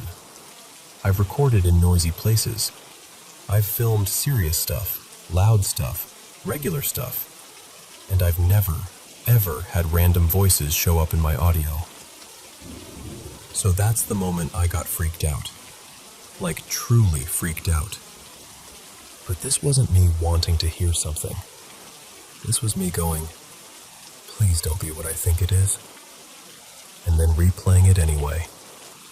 And now I'm stuck in this place where I'm not trying to convince anyone. I'm not trying to debate strangers.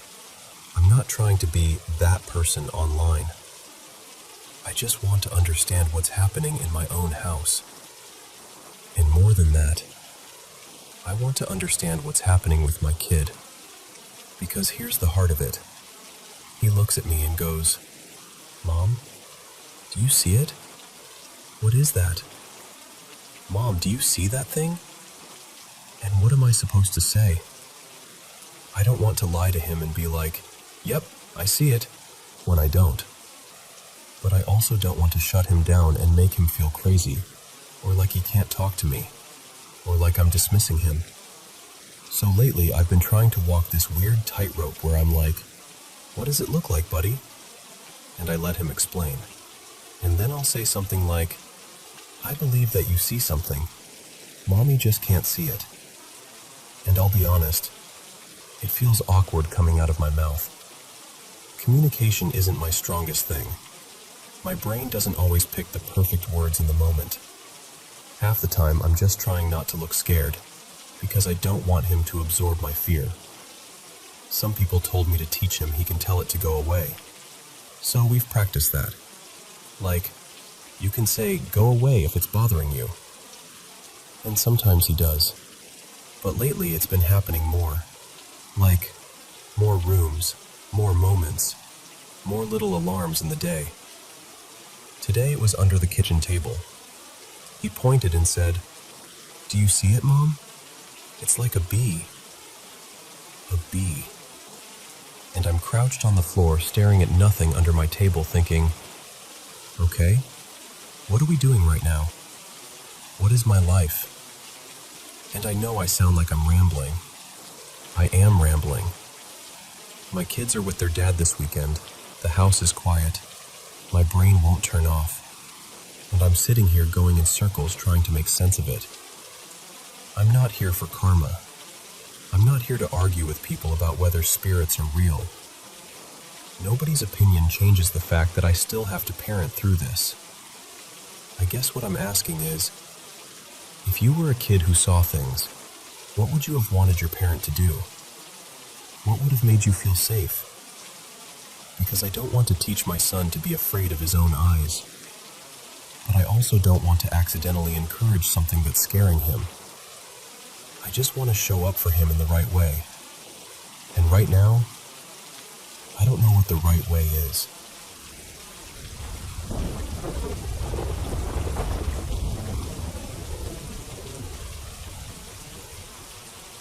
So, my partner Evan and I have been reading these kinds of stories together late at night. Just for fun, you know? And at some point, we both kind of paused and went, wait, we actually have one of these. We're not even posting it like we know what happened. It's more like, I'm genuinely curious if anyone's felt something similar, because it still messes with my head sometimes. This was summer of 2023, and it was me, Evan, and his sister Marisol. We were in that phase where paranormal stuff feels like a hobby. Ghost videos, creepy podcasts, the whole thing. And I'll be honest, we were usually a little tipsy when we went exploring, which, yeah. Looking back, it's embarrassing how unserious we were about it. Not respectful, just treating it like entertainment. We lived really close to this local cemetery, like maybe a 5-minute walk. And Marisol and I went a lot. Not once or twice, like dozens of times. We'd wander the paths, read headstones, talk about what we thought we felt. The cemetery had 2 distinct areas. One side felt normal enough. Lamps, open space, you could breathe. But the other side, everyone agreed it was different. It felt heavy, like the air got thicker, like your body noticed before your brain did. One night, we went a little later than usual. It was quiet. Too quiet. The way it gets when you can hear your own steps. And for some reason, I decided I wanted to walk through the darker side. I remember acting like it was no big deal, like I was proving something. But as soon as we crossed into that section, I felt this pull. That's the only word that fits. Not a sound, not a voice, just this weird, steady tug forward, like something was drawing me in, gently but insistently. and I kept looking over my shoulder again and again, without even fully understanding why. It wasn't curiosity. It was like my instincts were trying to check behind me. Evan noticed immediately. He got that tone in his voice. Calm, but firm. Like, turn around, let's go back. He actually started guiding us back toward the brighter side. I tried to laugh it off, like, okay, we're leaving. But even as I said it, the feeling didn't stop. It stuck to me the whole walk out, like static under my skin. And here's this tiny detail that might matter, or might not, but I can't not mention it. Around the same time, Evan picked up something from a grave. Not like a whole bouquet, just a little loose ribbon with a flower charm, something that had fallen off an arrangement. He wasn't being malicious. It was more like, oh, this is sad, and he just pocketed it. At the time, we didn't think anything of it. After that, things didn't go horror movie instantly. It was gradual. So gradual that we didn't connect it right away. The first thing we noticed was this smell in the trailer we were living in. A perfume smell, but not a modern one. It was so specific, like an old-fashioned perfume you'd imagine in a vintage glass bottle. Powdery, sweet, almost too elegant. And it wasn't faint. It was overwhelming, like someone had sprayed it in the air on purpose. We'd walk into a room and it would just be there. No candles, no sprays, nothing spilled, nothing we owned. And it didn't behave like a normal scent either. It didn't drift in from outside. It didn't come from one spot. It just hung in the air like it belonged there. And then my energy started to feel wrong. I don't know how else to say it. I didn't feel sick. I wasn't anxious about anything specific. I just felt off-center. Like I couldn't fully settle into my own body. Like I was tired in a way sleep didn't fix. And what's creepy is that I didn't even need someone to validate it. I knew something had shifted. I remember going still. Like my whole chest dropped. And then he added, "It looks like a little boy." He wasn't trying to scare me. He didn't say it like a threat. He said it almost matter-of-factly. Like, oh, that's what that is. And the worst part was how fast my brain went. Yeah, that tracks. Because I already felt wrong. His words just gave it a shape. We didn't scream. We didn't run around panicking. It was more like we both quietly accepted that we'd crossed some line, whether it was disrespect, or curiosity, or that pull I felt, or him taking that little keepsake. Something about it felt like we invited something in without meaning to. So we did what people do when they're scared but trying to stay grounded. We smudged the trailer, opened windows, went room by room, tried to reset the space. And then we went back to the cemetery and returned what Evan had taken, right where it belonged. We didn't make a big show of it. We just put it back, said something simple, like, "Sorry, this isn't ours." And I'm not saying everything snapped back to normal instantly. It didn't. But over the next couple weeks, it started easing. The perfume smell stopped showing up. My body stopped feeling like it was humming with someone else's presence. The heaviness faded. And now, honestly, most days I don't think about it. But sometimes I'll catch a random scent, something vaguely antique and sweet, and my stomach will flip, just for a second. And I still wonder, was there actually something attached to me? Was that perfume a sign of someone trying to announce themselves? Did that pull in the darker part of the cemetery mean something was trying to lead me somewhere? Or bring something back with me? I don't know. I just know it felt real enough that we changed our behavior after that. And it's one of those experiences where, even years later, you can't fully laugh it off.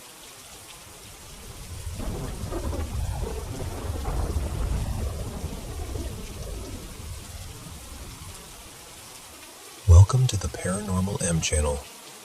can't sleep again? No worries. Lie down, throw on your headphones, and turn on your nightlight. I'm going to share some of my own paranormal experiences with you. Hopefully, they'll help you relax. By the way, thank you so much for sending in your stories. Please, keep them coming. I genuinely love doing this. Don't forget to subscribe and turn on notifications so you don't miss any new videos. Alright, let's get into it. Okay, so let me tell you about this weird little piece of my childhood. My grandparents had these close friends, an elderly couple named Arthur and Mabel. They were the kindest people. Arthur always smelled like pipe tobacco and wood polish, and Mabel baked something every time you blinked. They had this old lamp in their house, and for as long as I can remember, they told the strangest story about it. Now this lamp was old, like 1920s Art Deco old, with a heavy brass base and a stained glass shade that always looked a little too fragile. And according to them, for more than 40 years, the same thing kept happening. The light bulb would just vanish. Not burn out, not flicker and die, actually disappear. They'd be sitting there reading, light on, everything normal, and then at some point, they'd realize the lamp was dark. They'd come over to check, and the whole bulb would be gone. Later, it would turn up somewhere else in the house. Sometimes in obvious places, like right in the middle of the living room floor, or in the little drawer under the lamp. But sometimes it got absurd. They told me about the times it showed up in the bathroom sink, once in the freezer, sitting on top of a bag of peas. One bulb was found inside the tank of the toilet, years later, when Arthur finally opened it to fix the flusher. The one that really got me, though, was when they found it inside the lamp's own base. You actually had to unscrew a little panel with a screwdriver to get in there. They joked that if it ever appeared in the car, they were moving. When I was younger, I just thought it was a funny, exaggerated story. You know how older folks sometimes have that one running joke that never dies? They'd say, "Oh, guess where the lamp bulb was this time?" And I'd laugh and roll my eyes. It was just part of being at their house. Then I saw it happen. I was about 11 when this all went from cute story to, okay, what the hell? My grandmother got really sick and ended up in the hospital for a while, so I stayed with Arthur and Mabel for about a week. They put me in the guest bedroom, and of course, that's where the infamous lamp lived. The lamp sat on a little wooden bedside table, maybe 2 feet from my head when I lay down. For the first couple of nights, they left it on for me. I actually preferred that. It made the strange house feel a little less unfamiliar. So the lamp stayed on all night, this warm yellow glow in the corner of the room. By the third night, I was used to it. I remember checking the old digital clock on the dresser. It was around 2:47 a.m., something oddly specific that just burned into my brain. I wasn't fully asleep, more in that fuzzy in-between state, wrapped up in the blankets. And then, suddenly, the room went dark. No slow flicker, no pop, just instant black. I jolted awake, heart hammering. The door didn't open. Nobody came in. I didn't hear footsteps or anything. It was just dark, completely. The kind of dark where your brain starts inventing shapes. My only decent light source was my little silver Nintendo DS, so I flipped it open and cranked the brightness all the way up. That cold blue glow felt like a lifeline. I slid out of bed, walked the 2 steps to the table, and pointed the DS screen at the lamp. No bulb. I don't mean it was loose. I don't mean it had fallen onto the table. I mean the socket was empty, completely empty. And I swear to you, I had looked at that lamp right before trying to fall asleep. The light had been on. There's no way I wouldn't have noticed if it went dark earlier. I didn't sleep for the rest of the night. I just lay there, alternating between playing and listening to every tiny creak the house made, absolutely convinced that if I looked up, that bulb would be floating in midair or something. Morning finally came. Sunlight was leaking around the curtains, and I could hear Arthur banging around in the kitchen. Eventually, I went out and told him what happened. I tried to sound casual, but my voice was shaking. He raised his eyebrows, gave me this little half smile, and said, "Ah, lamp got you, did it?" We went back to the guest room together to look for the bulb. We checked the floor, the bed, under the table. Nothing. Then Arthur reached for the drawer under the lamp. Now, this is important. That drawer was on these old metal rails that screamed every time you opened it. It was loud enough that you'd cringe when you pulled it out. I know because I had opened it earlier to see if there were any books or comics in there. I would have definitely heard it if someone had messed with it in the night. Arthur gripped the handle, yanked it open. Screech! And there it was. The bulb. Just sitting there in the middle of the drawer, like it had always belonged. He nodded, like this was the most normal thing in the world, and said, "That's the most common place it likes to end up." And I just stood there, skin crawling, because I knew that drawer hadn't opened once while I was in that room. There was no way. It was inches from my head when I slept. That awful metal squeal was impossible to miss. But somehow, between the moment the light went out and the moment the sun came up, the bulb had gone from the lamp, 2 feet from my face, to inside that noisy drawer without a sound. To this day, I can't explain it. I've tried. I've thought about loose fixtures, about someone playing a prank, about my memory being weird because I was half asleep. But every version of that night I replay in my mind hits the same impossible detail. I would have heard that drawer. Years later, after my grandmother's funeral in 2013, I saw Arthur and Mabel one last time. They were both in their early 90s then, still holding hands like teenagers. We didn't talk about the lamp that day. It didn't feel like the moment. After that, I lost touch. The next time I drove past their house, there was a different car in the driveway. Sleek, modern. The kind of thing I couldn't imagine either of them ever driving. I assume they're gone now. And I don't know what happened to that old lamp. Maybe it's in a thrift store somewhere, sitting quietly on a dusty shelf, pretending to be normal. Maybe someone else owns it now and occasionally finds a stray bulb in a place that makes no sense. All I know is that, as a kid, I laughed at their stories.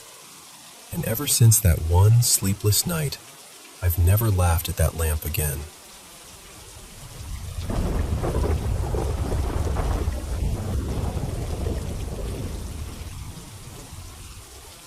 So, this all happened about 12 years ago, and honestly, I still don't know what to do with it. Let me back up a bit. On my mom's side of the family, things were complicated. My mom, Elena, never really got along with my dad's side, and over time, the tension spread to her own family too. In the late 80s, after a lot of drama that I only know in pieces, she cut off all contact with her parents and siblings. Just done. No calls, no visits, nothing. Because of that, I grew up never meeting my maternal grandparents. I knew they existed, obviously, but they were these vague, ghost-like figures in stories my mom almost never told. No photos around the house, no holiday cards, no, we should visit them someday. Just silence. Fast forward to around 2012. My mom's father, my grandfather, whom I'd never met, was dying of lung cancer. He was in his late 70s by then. Word somehow got to my mom through one of her sisters that he was trying to make amends before he passed. He wanted to see her again. He wanted to see his grandkids. And my mom, she surprised me. One evening, she sat me down at the kitchen table, hands wrapped around a mug of tea that had gone cold. She said, "Alex, your grandfather is very sick. He doesn't have much time left. He wants to see me, and he asked if he could meet you." I could see the war going on in her face. Part of her was still that hurt daughter from the 80s, but another part of her was a tired woman who didn't want to carry old grudges anymore. She said, "I'm going to go. I think I need to. But whether you come or not, that's up to you. I won't force you." And I remember thinking, I've gone my whole life not knowing this man, but this might be my only chance. Curiosity and a weird sense of, I don't know, duty, sort of mixed together. So I told her, okay, I'll go. If it means something to him, I'll be there. There's another piece you need for this to make sense. Back then, I had a girlfriend, Sophia. For our 2-year anniversary, I saved up and bought her this delicate silver ring with a tiny blue stone in it. We were at this old seaside amusement pier, one of those places with creaky wooden planks and neon lights that buzz a little too loudly.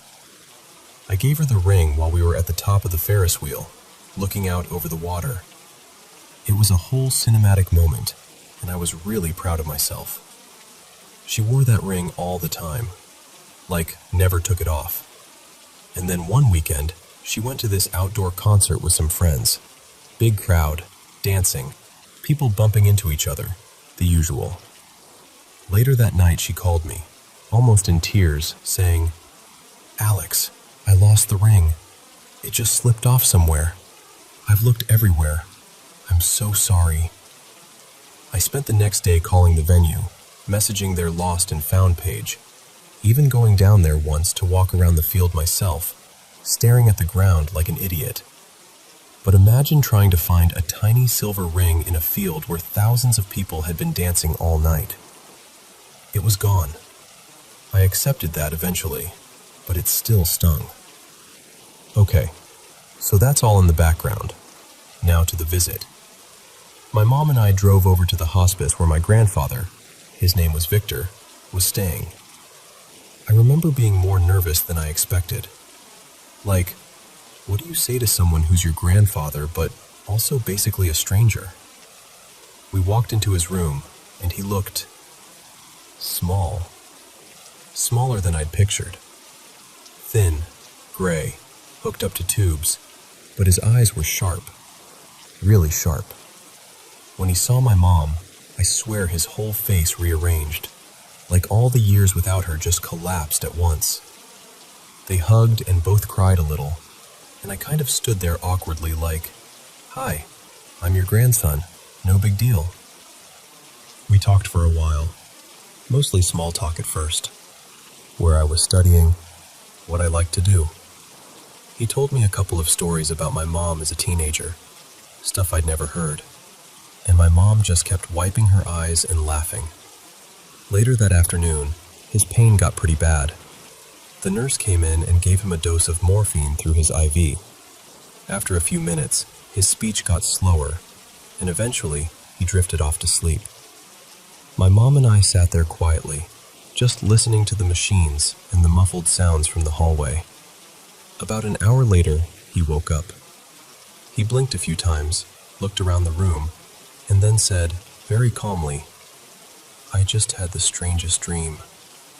My mom leaned in a bit and said, "What did you dream, Papa?" He turned his head toward me, though, like he was talking mostly to me, and said, "There was a young woman with a beautiful ring, silver with a small blue stone. She loved it very much. She was at this big outdoor festival with music playing and everyone dancing. But in the middle of all those people, the ring slipped off her finger." He paused for a moment and closed his eyes, like he could still see it. "She dropped it into the crowd," he went on, "and people were dancing, stepping on it, pushing it into the ground. She tried to find it, but the more she searched, the more it disappeared. In the end, there was nothing left to pick up." My mom and I just stared at each other. She knew about Sophia's ring. She knew where it had been lost. But we had never told anyone in her family any of that. There hadn't even been contact with them. No phone calls, no mutual friends, nothing. I kind of laughed, but it came out shaky. I said something like, "That's oddly specific." Inside, though, I felt this cold shiver run down my spine. We tried to shrug it off as a coincidence. Strange, but still technically possible, right? Plenty of people lose rings. Plenty of people go to concerts. You can rationalize it if you try hard enough. The day went on. Sometimes he would drift off mid-sentence, then wake up and pick up the conversation like nothing had happened. At one point, he started talking about the man with the cape. He said there was a man standing in the living room, his living room, not the hospice room, wearing a long, dark cape.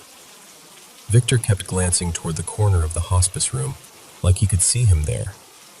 He told my mom, "He's waiting. When I grab his cape, he'll take me with him. Then I'll be on the other side." The way he said it was so matter-of-fact, not scared, not dramatic, just sure. My mom squeezed his hand and said, "You don't have to go with him yet." He smiled a little and said, "I know, not yet." Now, here's where it goes from odd to what on earth. Before we left that evening, my mom leaned over to hug him goodbye. I stepped out into the hallway to give them a moment alone. I could see them from the doorway, though, just talking quietly. Then he reached up, took my mom's hand, pulled her closer, and whispered something in her ear. On the drive home, she was weirdly quiet. I figured she was just emotional from seeing him again after so many years. Finally, halfway down the highway, she said, very softly, "Victor knew something he shouldn't have known." I asked, "What do you mean?" She took a deep breath and told me what he had whispered. He'd said, "Don't let your husband die on that highway. Don't let him end his life there. It won't solve anything. He's stronger than that. Please, remind him. Tell him I said so." Now, you have to understand something. About 10 years earlier, when I was still a kid, my dad had gone through this horrible period at work. The company he worked for manipulated a situation after his own father died and basically tried to push him out while he was grieving. He was exhausted, burned out, and felt completely trapped. Only my mom and my dad knew about that moment. They never told my grandparents on either side. They never told friends. It wasn't some family story that got passed around. It was a secret pain shared by two people and buried. And yet, years later, as he lay dying, with zero contact for decades, my grandfather somehow told my mom, "Don't let your husband end his life on that highway." Not just, "Don't let him do something stupid," or "take care of him." He mentioned the highway, that specific place, that specific act. When my mom told me that in the car, we both just sat there in stunned silence. I remember watching the road blur past and thinking, there's no way he could have known that. None.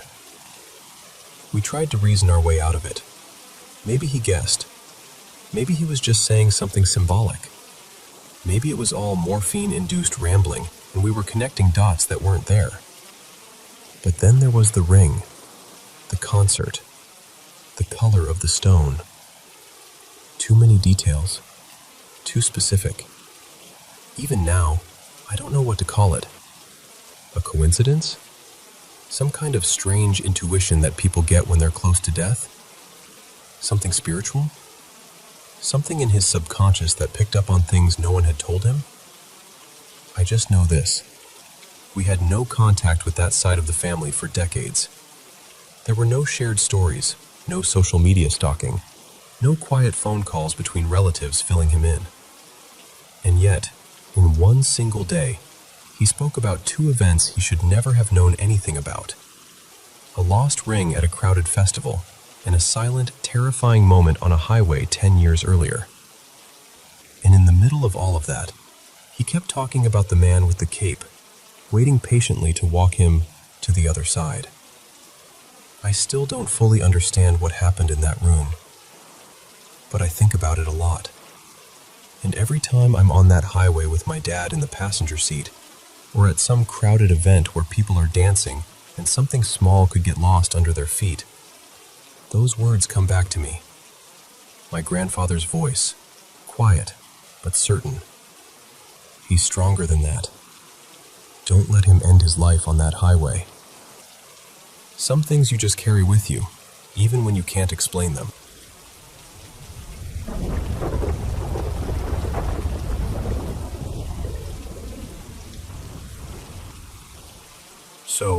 This isn't some epic ghost hunter saga or anything, but if anyone's going to appreciate it, it's probably you. I moved into my first little house about 6 months ago. It's one of those older places, maybe 80, 90 years old, in a small mid-Atlantic town that used to be a big stop for travelers. Old train station, brick storefronts, creaky porches, the kind of place where nobody would blink if you said, "Yeah, that house is probably haunted." Most of what I was doing was basic, new homeowner with too much optimism stuff. Painting, patching, arguing with YouTube tutorials. My dad, Mark, was helping me out, along with my mom, Elena. And in that order, Dad, me, then Mom. We all had these tiny, quick, really specific weird moments that stopped as abruptly as they started. The first thing happened to my dad. We were in the hallway by the old kitchen, and there's this antique doorbell still mounted on the wall. One of those metal chime setups with little plates and coils, the kind that looks like it belongs in a black and white movie. It's not hooked up to a button anymore, but the transformer is still live. I was in the next room rolling paint when I heard Dad go quiet. Then I hear it too. This faint, tinkling ding-ding, like someone was gently messing with the chimes. Not a full ring, more like fingers brushing the metal. Dad looks at me and goes, "Did you hear that?" We stood there for a second listening, but it didn't happen again. We figured maybe it was some kind of electrical interference or vibration from us moving around, and we shrugged it off. Very logical, very boring explanation. And for the record, it has never done it again. Not once. A little while later, days, maybe weeks, Dad was upstairs replacing an outlet in the guest room. I was sitting on the floor behind him with a screwdriver, pretending I knew what I was doing. The stairs come up right outside that room, and from where I was sitting, I could see the top few steps. Out of nowhere, Dad just freezes mid-sentence and turns his head toward the stairs. I'm like, "What?" He squints for a second and says, "I could have sworn I saw a cat just walk up the steps." He described it as this small, dark cat, tail up, trotting up like it knew the place. The thing is, I saw movement too, just in the corner of my eye, like a shadow drifting past the doorway. But when we both leaned out to look, there was nothing. No cat, no sound, just empty stairs. Now, we're both pretty skeptical people. This is the same guy I once sat with on the porch of our family cabin at night, listening to what sounded like heavy boots pacing back and forth on the wooden deck. Clear as day, like someone was patrolling, but no one was there when we checked. Even then, we were like, okay, weird, but there's got to be some explanation. So with the cat, we were like, shadow, trick of the light, tired eyes, whatever. And then it was my turn. One night around some truly awful hour, like 3 a.m, I woke up thirsty. You know that half-asleep shuffle where you're basically a ghost yourself? That was me, dragging into the kitchen with the lights off except for the little glow over the stove. The staircase that leads up to the second floor is just off the kitchen, sort of behind me as I open the fridge. I'm standing there, door open, the light spilling into the room, staring blankly at a carton of orange juice like it's a life decision. And from right behind me, down low, near the base of those stairs, I hear this perfectly clear, loud little "Meow?" Not a vague creak, not pipes, not a weird house noise. A cat. A very present, very normal-sounding cat meow. The kind you'd hear if you walked into someone's house and their cat wanted attention. Nothing. No cat on the stairs, no cat in the kitchen, no cat anywhere. And I don't own a cat. I don't even have so much as a bag of cat food in the house. I checked anyway, because of course I did.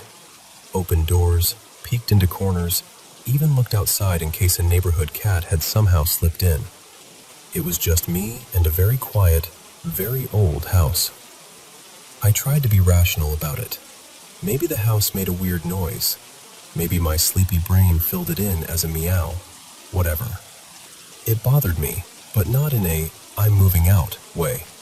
More like, that's going in the weird things my house does file. The last thing happened to my mom, and honestly, hers is the one that stuck with me the most. It was a bright afternoon, good light, windows open, absolutely not the setting for a spooky story. My mom was sitting on the couch in the living room, flipping through her phone while I was messing with some shelves. All of a sudden she looks up and asks, very casually, "Did you see that little gray and white cat just walk out of here?" I blink and go, "What cat?" She points toward the doorway that leads into the front hallway and says, "It walked right past the coffee table, tail up, and then just kept going that way." And then she kind of laughs nervously and adds, "Through the wall." She said it like she was trying not to freak herself out, but she was pale. She described this small, short-haired cat with a white chest and gray patches, just strolling out of the living room like it owned the place, and then disappearing straight into the wall where there definitely is no doorway. Now, my mom is a believer. She already knew about Dad thinking he'd seen a cat on the stairs, and she knew about me hearing the phantom meow. So there's this part of my brain going, okay, maybe her mind filled in the blanks. Maybe she wanted it to be a ghost cat.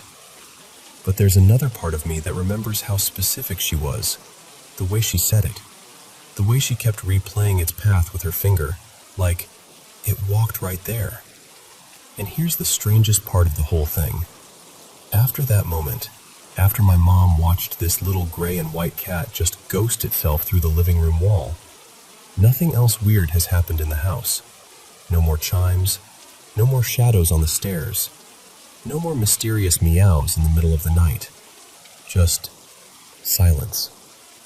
Regular old creaks and pops and HVAC noises.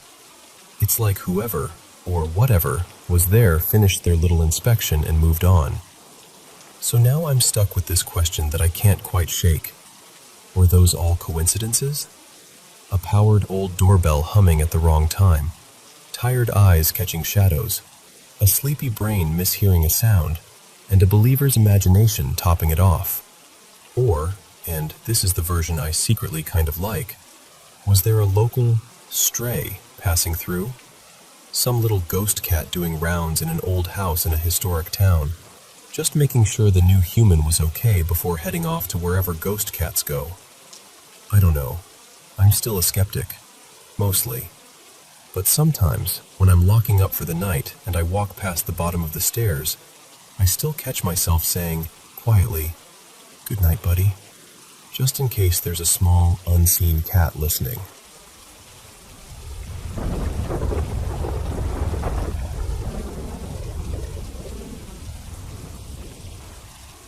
So, let me just start by saying, I've never been a full-on non-believer. If anything, I've always kind of wanted to see something. Like, if ghosts are real, cool, let me meet one, right? But now I think I'm actually dealing with something. A ghost, an entity, some leftover energy, I don't know. And it's starting to mess with my ability to work, and I honestly don't know what to do with that. I'm a sound engineer at a big live theater downtown.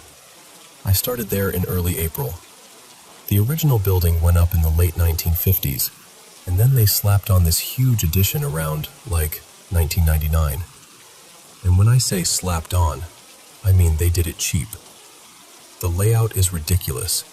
There are half floors, like 2.5, 3.5, random staircases to nowhere. If you've worked in live theater, you know the catwalk is never conveniently near the sound or lighting booth, and this place is like a case study in that. The whole building is basically a maze held together by gaffer tape and wishful thinking. Part of my job has basically become figure out whatever nonsense the last people left behind. Untangle cables, trace weird signal paths, label things that should have been labeled 10 years ago. There's this one room we call B17. It's technically at the highest point of the building, but because of the weird floor system, it ended up with that random name. It's also the only room up there. That's where we keep all the really long sound cables, like anything over 50 feet. So I'm up there a lot, just coiling and labeling and trying to bring order to chaos. To get to B17 from my office, you have to go through this bizarre little stair hallway situation.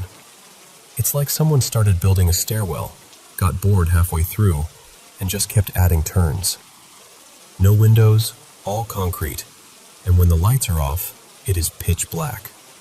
Like, if your phone dies, you live there now. There are several old push-button light switches up there. They are not motion-activated. They are not on timers. I have tested them thoroughly because of what happened next. One afternoon, I'm in B17, sitting on the floor with a pile of cables, labeling them by length. It's quiet. I'm in the zone. And suddenly, the hallway light clicks off. I instantly get annoyed because I assume it's our stage manager, Lena, messing with something in the little booth that's connected to that hallway. She's great, but she loves pressing buttons. So I sigh, grab my phone flashlight, and stomp down that dark hallway to tell her to knock it off. Except, she's not there. The booth is empty, and when I look at the clock, it hits me. She's not even scheduled to be in the building for another 3 hours. So now I'm unsettled. I don't love unexplained stuff when I'm alone in a concrete tunnel. But I tell myself the usual rational things, you know? Old building, faulty wiring, whatever. I go back up to B17 and keep working. A few minutes later, the lights go off again. At this point, I'm irritated and a little freaked out, so I blurt out loud, "Okay, will you knock it off, please?" And the lights click back on. Not flicker, not slowly fade back, just click on. I stand there, looking at the switch, looking at the ceiling, trying to decide if I'm being pranked or if I've finally lost my grip on reality. In the end, I tell myself it's just some weird fluke and I let it go. Old buildings do strange things, right? The next day, though, something happens that I cannot explain away with old building. I come in the next day. I am the first one in, and that set piece is annihilated. Not just a little broken. The cart is tilted, one wheel snapped, and the glass dome is shattered into pieces all over the stage. Props scattered like somebody threw a tantrum. The platform under it is fine, like nothing else was touched. So I'm standing there thinking, either someone came in after hours, broke in just to wage war on a dessert cart, or I really pissed something off when I yelled in that hallway. What makes this weirder is that most of the places where my instincts go on high alert, the spots where my hackles go up, are in the newer part of the building. B17, that whole hallway system, a couple of the newer catwalks. You'd assume haunted equals old original wing, right? But the unsettling stuff, for me, is mostly in the addition. And then my brain starts doing that thing where it rewinds my entire time there, looking for moments that felt off. The first time I felt it was actually in the original 1950s stage, underneath the deck. I had to install speakers under there. The trap space is huge, like 100 feet across, but low.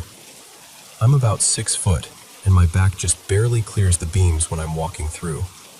It's dusty, full of old wiring, forgotten props, random bits of lumber. I'm not claustrophobic at all.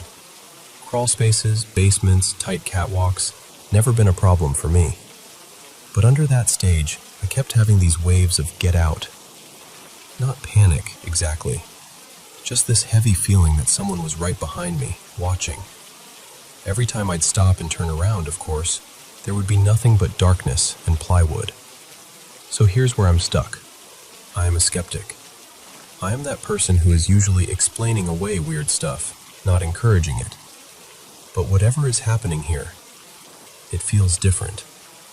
It feels intentional. And as completely unscientific as this sounds, I cannot shake the feeling that whatever it is a kid. Not evil, not super malevolent, more like mischievous. Easily offended, maybe. Curious. Today was the first day I felt like it was actually following me. I'd be in the new wing, feel that little prickle at the back of my neck, then head to the old stage, and a few minutes later the same feeling would show up there too, like it was trailing me from space to space. And that's where I'm kind of losing it, because it's palpable. It's not just, oh, I creeped myself out. It's like walking into a room where someone's just had an argument. You can't see it, but the air feels thick. I don't get the sense it wants to hurt me, but I also really need to be able to do my job without wondering if some invisible 10-year-old is going to murder the hallway lights or trash another set piece. I've been asking myself, do you talk to these things? Is that a good idea? A bad idea? I can't burn sage or anything dramatic because, fire alarms and sprinkler systems and, hey, why is the sound guy smoking out the building? So for now, I've just been acknowledging it. When the lights flicker or I get that watched feeling, I'll say something like, hey, I'm just working. Please don't mess with the gear, okay? I feel ridiculous, talking to what might just be bad wiring and my overactive brain. But it also feels ruder not to. Whatever it is, ghost, energy, my subconscious having a field day, this whole thing has been wild. And as much as it freaks me out, a tiny part of me is like, well, you wanted to see something.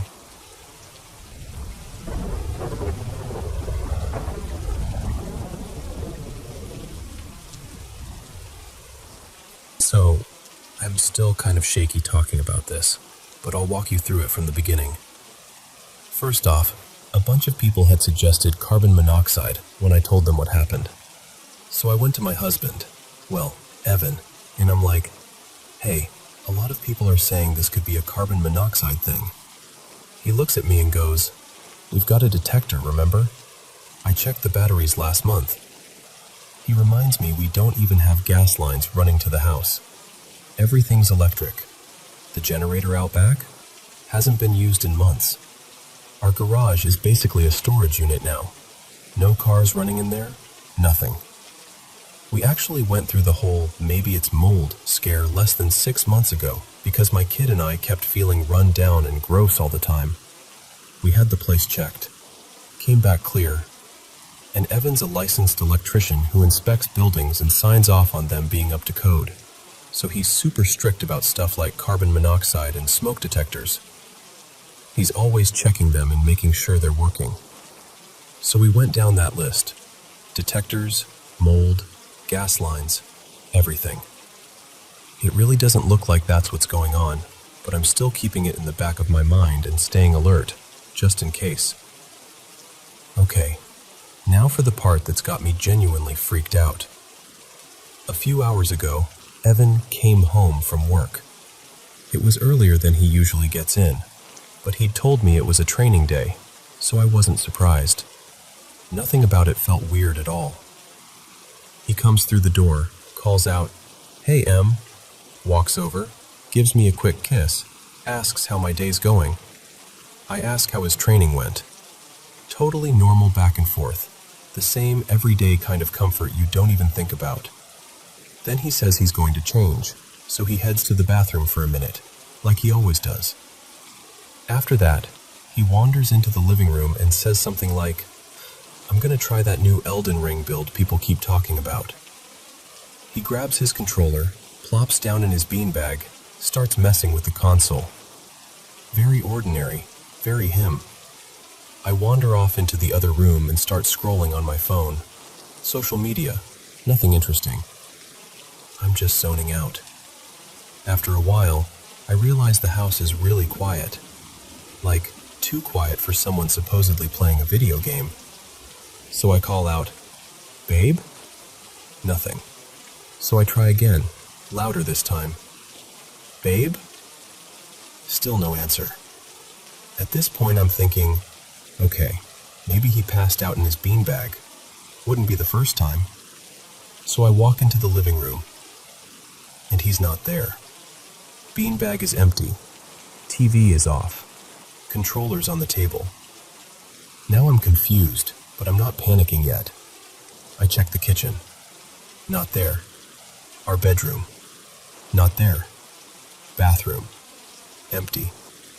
I do a lap through the house. Kids' room, Office, guest room, nothing.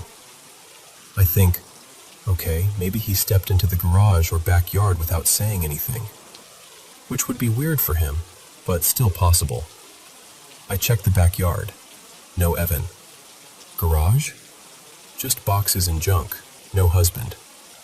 I even walk around to the side yard and then to the front door. And that's when I see it. His work van is gone. That's when my stomach drops. Because this man does not leave the house without at least calling out, "Love you, see you later," and giving me a kiss. Not once in all these years. Not his style at all. So now I'm like, did he really just walk out without saying goodbye? That alone is enough to make me feel off.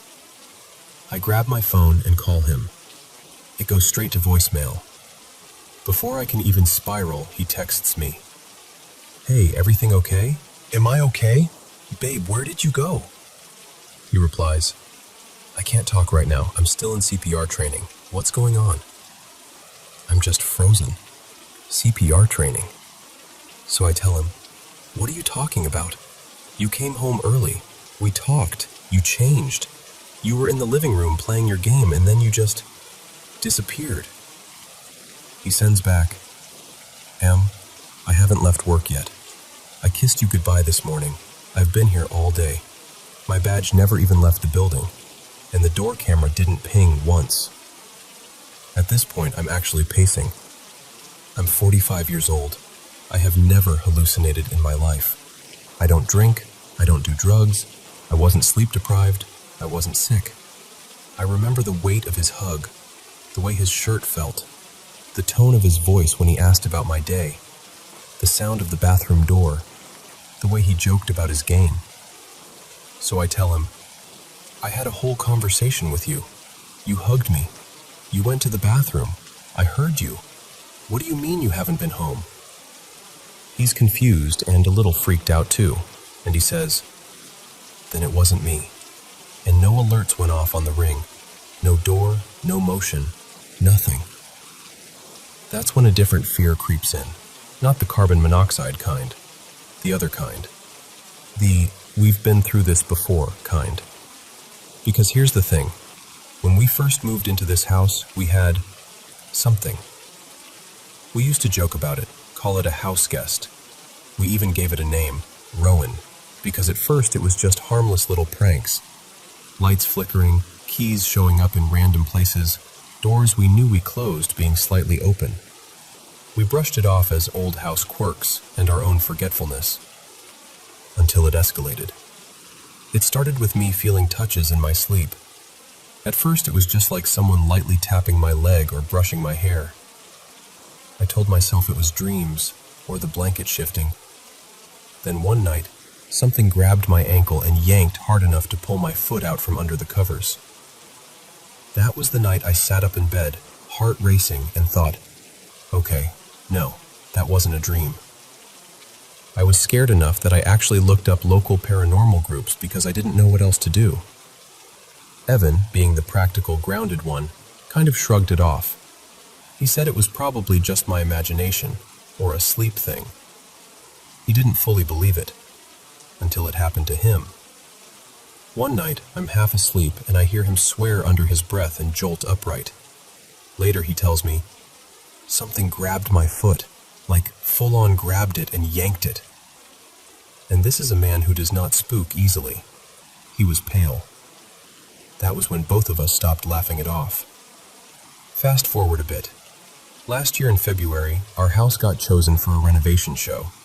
Full-on makeover. New walls, new layout, new everything. While we were staying elsewhere, the production team arranged for a chaplain to come and bless the house before the big reveal. We never mentioned Rowan. We didn't say a word about any of it. After the renovations were done and we moved back in, everything was quiet. No footsteps. No flickering that couldn't be explained. No more touches in the middle of the night. It's been about 16 months of peace.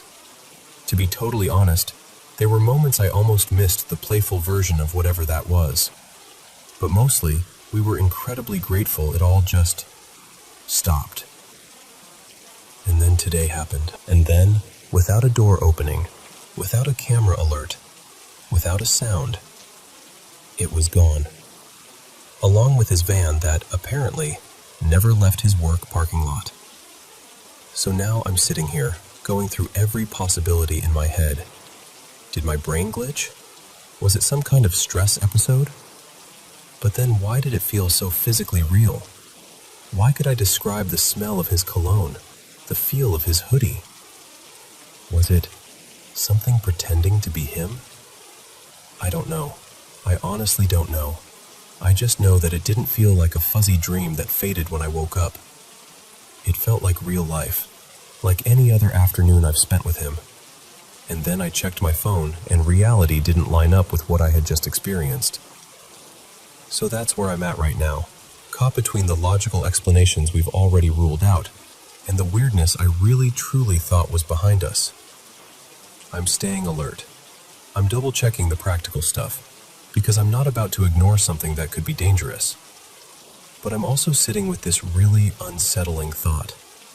Whatever showed up today knew exactly how to be my husband, and I have no idea why.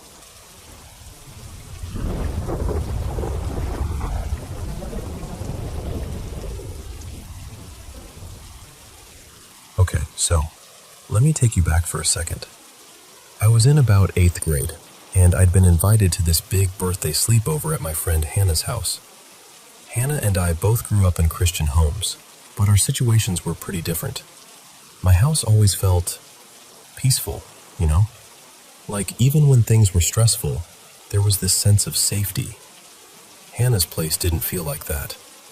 Her mom and her stepdad, well, technically her mom's boyfriend, Mark, were constantly fighting by then, and everyone kind of knew they were headed toward breaking up. There was just this heaviness in the house, even when they were being polite. Looking back now, I don't think it was a very safe, spiritual environment for her at all. Anyway, that night it was a classic slumber party. Snacks everywhere, cheesy movies on TV, somebody painted somebody else's nails bright blue, all of that. And of course, we got to the part of the night where someone goes, "We should play creepy games." So we did the usual ones. Bloody Mary in the bathroom mirror, light as a feather, stiff as a board in the living room. Someone tried to teach us how to use a homemade pendulum with a necklace over a piece of paper. Just middle school nonsense, you know? I was pretty naive about that stuff. I honestly didn't realize those games were supposed to be connected to anything spiritual or supernatural. If I'd understood that, I wouldn't have touched them. I had been taught really clearly not to mess with that kind of thing. So there we are, all piled into this big den, maybe 5 or 6 of us. The room was long, like maybe 15 by 20 feet. We were all clustered on one side of the room in front of the TV, blankets and pillows everywhere, a lamp on in the far corner, some random knickknacks on shelves. We had just finished another round of light as a feather, stiff as a board. And as usual, it worked. One girl, Maya, is like, "See? It works because it's supernatural." And that starts this whole debate. Most of us were like, "No, it's not. It's just physics." I remember literally saying something like, "Guys, if you shine a flashlight under your chin in the dark and stare into a mirror, of course you look creepy. That's the point. It doesn't mean there's a monster watching you." I was so matter-of-fact about it. And with the lifting game, I'm going, we have, 6 people lifting one girl? If she weighs like 90 pounds, that's 15 pounds each. That's not magic, that's math. I was fully team skeptic on the mechanics of it, even though I personally believed the supernatural was real. I just didn't think those things were it. I think the group broke down something like this. 4 or 5 of us thought it was totally natural and just fun party tricks. One girl was on the fence, and one girl, her name was Jenna, absolutely believed it was spiritual. So we're all talking over each other, kind of half laughing, half arguing, when Jenna suddenly goes, in this dramatic voice, "If there are any spirits here, show yourself." And my whole soul just went, oh no. You know that feeling when your stomach drops and you feel like you can't quite breathe right? That was me. I knew that was a terrible idea, but she said it so fast and so out of nowhere that I didn't have time to stop her. And we got an answer immediately. Remember, we're sitting on one side of the room. On the opposite wall, there's this small table with a heavy ceramic lamp on it, like the kind your grandma might have. The TV's in front of us, the lamp's way across from us. None of us are over there. We all go quiet at the same time. No one said, "Did you hear that?" or anything. We just knew something shifted. Not tip, not wobble. It slid. Slowly. Intentionally. Sideways. At least a foot across the surface of the table. You could hear the scrape of it against the wood. And then it went right over the edge and crashed onto the carpet. The lamp did not move toward us, so nobody could have been pulling a string from where we were. None of us had stood up. Nobody screamed until after it hit the ground. The only other people in the house were Hannah's mom and Mark, and we hadn't seen them for hours. It had to be around 1, maybe 2 in the morning at that point. The house was quiet except for us. The room just froze. I remember feeling this cold, heavy weight settle in my chest. Part of me wanted to jump up and run outside, and the other part of me couldn't make my legs move. Finally, one girl, braver than the rest of us, stood up and walked across the room to check the lamp. The rest of us sort of half-crawled, half-shuffled behind her, clinging to each other like ducklings. We were all desperate to find something normal. We checked under the table, around the base, on top. We looked for fishing line, string, a loose cord, anything. Nothing. The cord wasn't even stretched tight. It was just lying there. There was no way the plug would have been strong enough to drag that thing a whole foot across the table. And remember, this group was full of skeptics. A lot of us had older brothers who lived to torment us with elaborate pranks, so somebody set this up was absolutely our first thought. But Hannah was an only child. None of our brothers were there. Nobody had come in or out of that room. And the whole conversation that led up to Jenna calling out like that had just kind of spiraled there. No planning. No time to rig anything, even if someone had wanted to. Plus, Hannah was shaking. She kept saying, "I swear I didn't do anything. I didn't set this up. This isn't funny." And we believed her. You could see it in her face. She was done. We'd played those spooky games at other sleepovers before and never thought twice about them. The funny thing is, most of us never realized people actually took them as spiritual until that night. The one girl who did think they were supernatural just assumed everyone else knew that too. I wish I could tell you I figured out a clever, natural explanation later. I really do. I replayed that moment in my head so many times. Who was sitting where the cords were, whether maybe someone bumped the table and I just didn't notice. I still don't have an answer. What I do know is this: inviting something, anything, to show itself is not a game. That night burned that lesson into me. It's like that saying, you play stupid games, you win stupid prizes. Don't throw open your doors like that, spiritually speaking, and then act surprised when something walks through. After the lamp fell, we weren't arguing anymore. Nobody wanted to keep debating whether our little party tricks were natural or supernatural. We were done. Someone quietly flipped on another light. We picked up the lamp, set it carefully back on the table, and kind of just sat there. The mood was gone. All the silly, giggly slumber party energy had evaporated. We decided we weren't playing any more games. We rolled out our sleeping bags, left the lights on, all of them, and tried to go to sleep. And every little creak and house noise that night, yeah, we heard all of it. To this day, I still think back to that moment as the night I learned not to go looking for things I didn't actually want to find.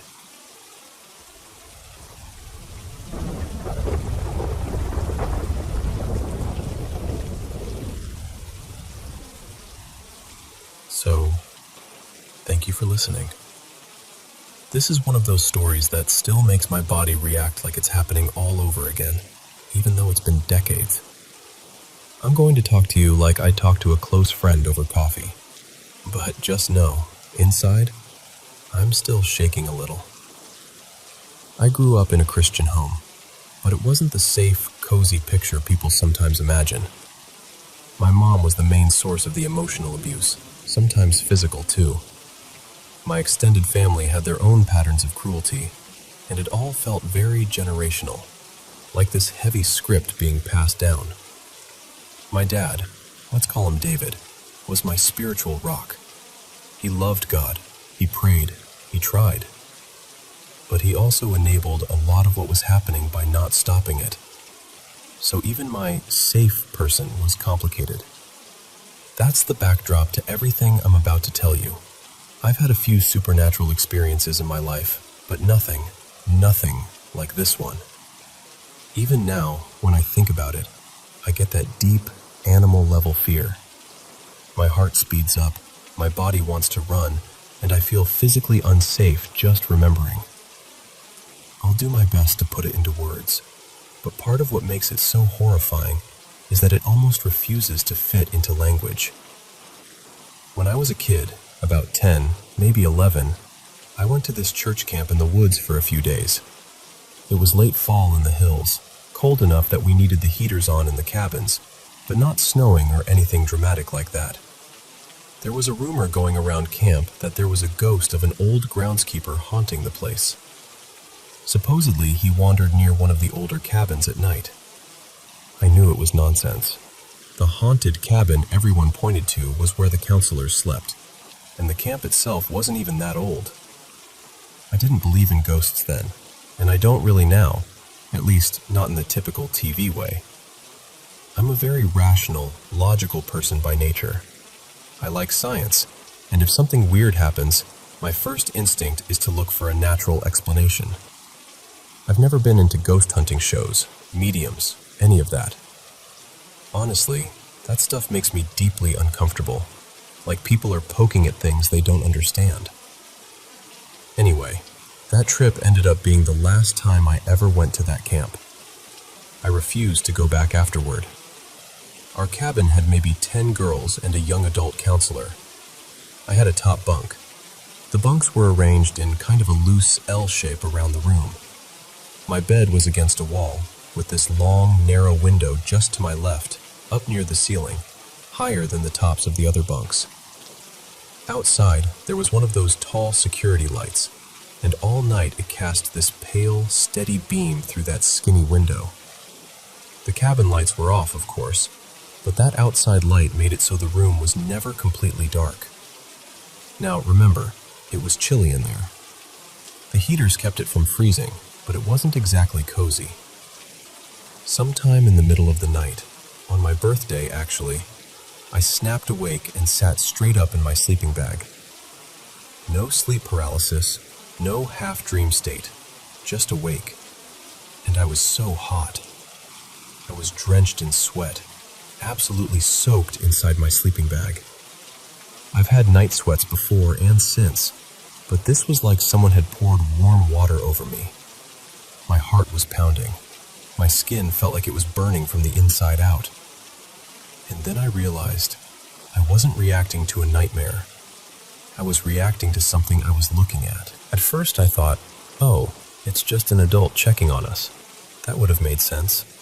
The hallway was darker, and the shape I saw was darker still. So at first I tried to file it under grown-up making rounds. But then it stepped into the part of the room where that outside light was shining in from the window, and the light didn't touch it. I'm not just saying it was a dark figure in a bright room. I mean the light hit it and vanished.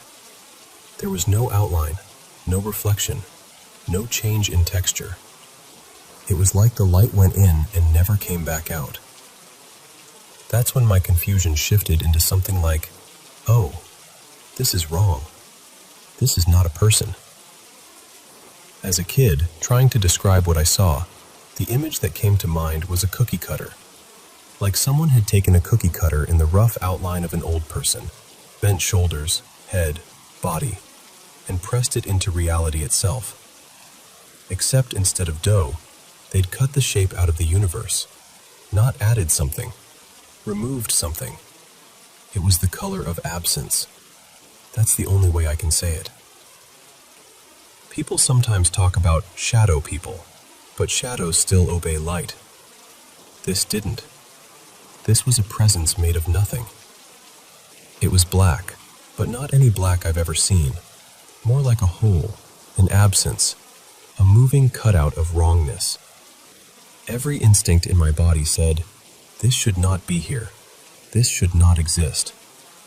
It was shaped vaguely like an old person, but it was pretending badly, like a child's drawing of a human being, just enough to suggest the rumor, like it was trying to wear the camp's ghost story as a costume. And as I stared at it, I knew two things with absolute clarity. First, I knew I was looking at a demon. I didn't reason my way to that. It was just this instant, wordless knowing. Whatever it really was, in some technical sense, that's what every part of me understood it to be. And I could feel, almost like heat on my skin, how much it hated me. It's hard to convey that part. Hatred like that doesn't feel like anger. It feels ancient, personal, like it already knew my whole family's pain and wanted more. Second, I knew I was completely safe. That sounds contradictory, but both things were somehow true at once. As terrified as I was, there was this other feeling wrapped around me, deep and solid. The best way I can describe it is this. Imagine you're a little kid, and your dad is holding you while you look at a tiger on the other side of thick glass. The tiger is real. It's dangerous. It would absolutely kill you if it could, but you know it can't touch you. That's how it felt, except way more intense. In that moment, I knew God was with me. Not as an idea, but as a presence as real as that thing in front of me. Only bigger, stronger, and utterly unafraid. So there I was, boiling in my own sweat, staring at this cutout of emptiness that hated me, and at the exact same time wrapped in this unshakable certainty. It cannot touch you. You are mine. You are safe. And then I passed out. I actually remember the sound of my body hitting the mattress, that dull thump as I fell back. Then nothing. I woke up the next morning like it was any other day at camp. The light came in through the window. Girls were getting dressed, talking, laughing. For a second I wondered if I'd dreamed it, but my body knew better. I could feel it in my muscles, in the way my chest tightened when I glanced toward that hallway. I wanted to ask, did anyone see anything? Did anyone wake up last night? I didn't. I was too afraid they would laugh or tell me it was just a bad dream, or worse, that they would somehow blame me, say I must be so sinful that I attracted something evil. That kind of thinking wasn't unusual in the world I grew up in. It was the last day of camp, thank God. I didn't have to sleep in that bunk again, and I absolutely refused to ever go back there. I never did. For a couple of years afterward, when I thought about it, the main thing I remembered wasn't the horror. It was that feeling of God's presence, how overwhelmingly safe I'd felt in that moment. It was like my brain focused on that part, maybe as a mercy. Then I hit around 13 or 14, and it shifted. It was like the emotional filter wore off. The memory of that thing became sharper, more vivid, and the horror of its wrongness hit me full force. I think, in a way, God gave me a buffer when I was younger so I wouldn't break under it. Interestingly, I was never afraid of seeing it in my dad's house. I just knew it couldn't come in there. For all his flaws, My dad's home felt spiritually guarded, like there was a line it wasn't allowed to cross. Over the years, I've tried to explain it away to myself. Maybe it was some kind of fever, or a hallucination, or sleep paralysis without the paralysis. I've had plenty of nightmares and weird dreams. But this doesn't sit in the same category. It's the only thing in my life that still triggers that PTSD-type response, even decades later. I've had other supernatural experiences too, ones I didn't ask for and didn't enjoy, but nothing has ever matched that night. Fast forward many years. I'm married now. Let's call my husband Daniel, and we have kids. One evening, when my oldest son, we'll call him Eli, was about 4, he was playing in the living room with his favorite little hat on. Out of nowhere, he froze, went pale, and started crying. I rushed over and asked what was wrong. Through his tears, he said, "The black shadow man took my hat off." That was all he could really explain at that age, a black shadow man. But the look on his face, this deep, cold terror that didn't match a normal childhood scare, hit me like a freight train. I knew, in that deep, wordless way, that he had seen something like what I had seen. And this time, something in me snapped in a different direction. Not fear, anger. I felt violated, furious. How dare it come into my house and scare my child? Generations of abuse and spiritual mess in both my family and Daniel's, and now this thing wanted to keep playing with us like we were toys. I stood there in my living room, shaking, and I told it, out loud and with every ounce of authority I had in Jesus' name, to leave and never come back. I meant it. I wasn't polite. I was spitting mad. And it left. Eli calmed down. He never saw it again. None of my younger kids have ever experienced anything like that. I don't fully understand the mechanics of any of this, but I'm doing everything I can to break the cycle of abuse and whatever spiritual junk has been attached to it. Once, I met a pastor, let's call him Pastor Ben, who shared that he had seen a demon once. He described it in more traditional, demonic terms, but when he talked about it, his voice went hoarse and his eyes had this haunted, distant look. And I recognized that look. He talked about that same, it shouldn't exist feeling, and I thought, you've seen it too. Maybe not the same shape, but the same kind of wrong. I didn't tell him my story. I've only ever told Daniel and one of my brothers, Luke. I don't think either of them really knows what to do with it. It's hard to talk about without breaking down, and crying in front of people over something this strange can feel humiliating, because it is terrifying to live with the knowledge, at least from my experience, that there are ancient, malevolent, invisible things out there, and that if they could, they would absolutely destroy us. I can't prove any of this to you. I don't expect everyone to believe me, but you asked for the story, and this is how it happened to me, as honestly as I can tell it. What I hold on to, more than the terror, is that other certainty from that night, that I was not alone, and that I was protected, that whatever darkness exists, it's not the strongest thing in the room. And now, as an adult, I fight back by loving my kids well, by refusing to perpetuate abuse, by drawing hard lines in my home, both practical and spiritual. Maybe that's one of the ways the cycle really breaks. So, yeah. That's the night something cut itself out of the dark and walked toward my bed. And the night I learned that even in the absolute worst wrongness, there was a presence that would not let me go.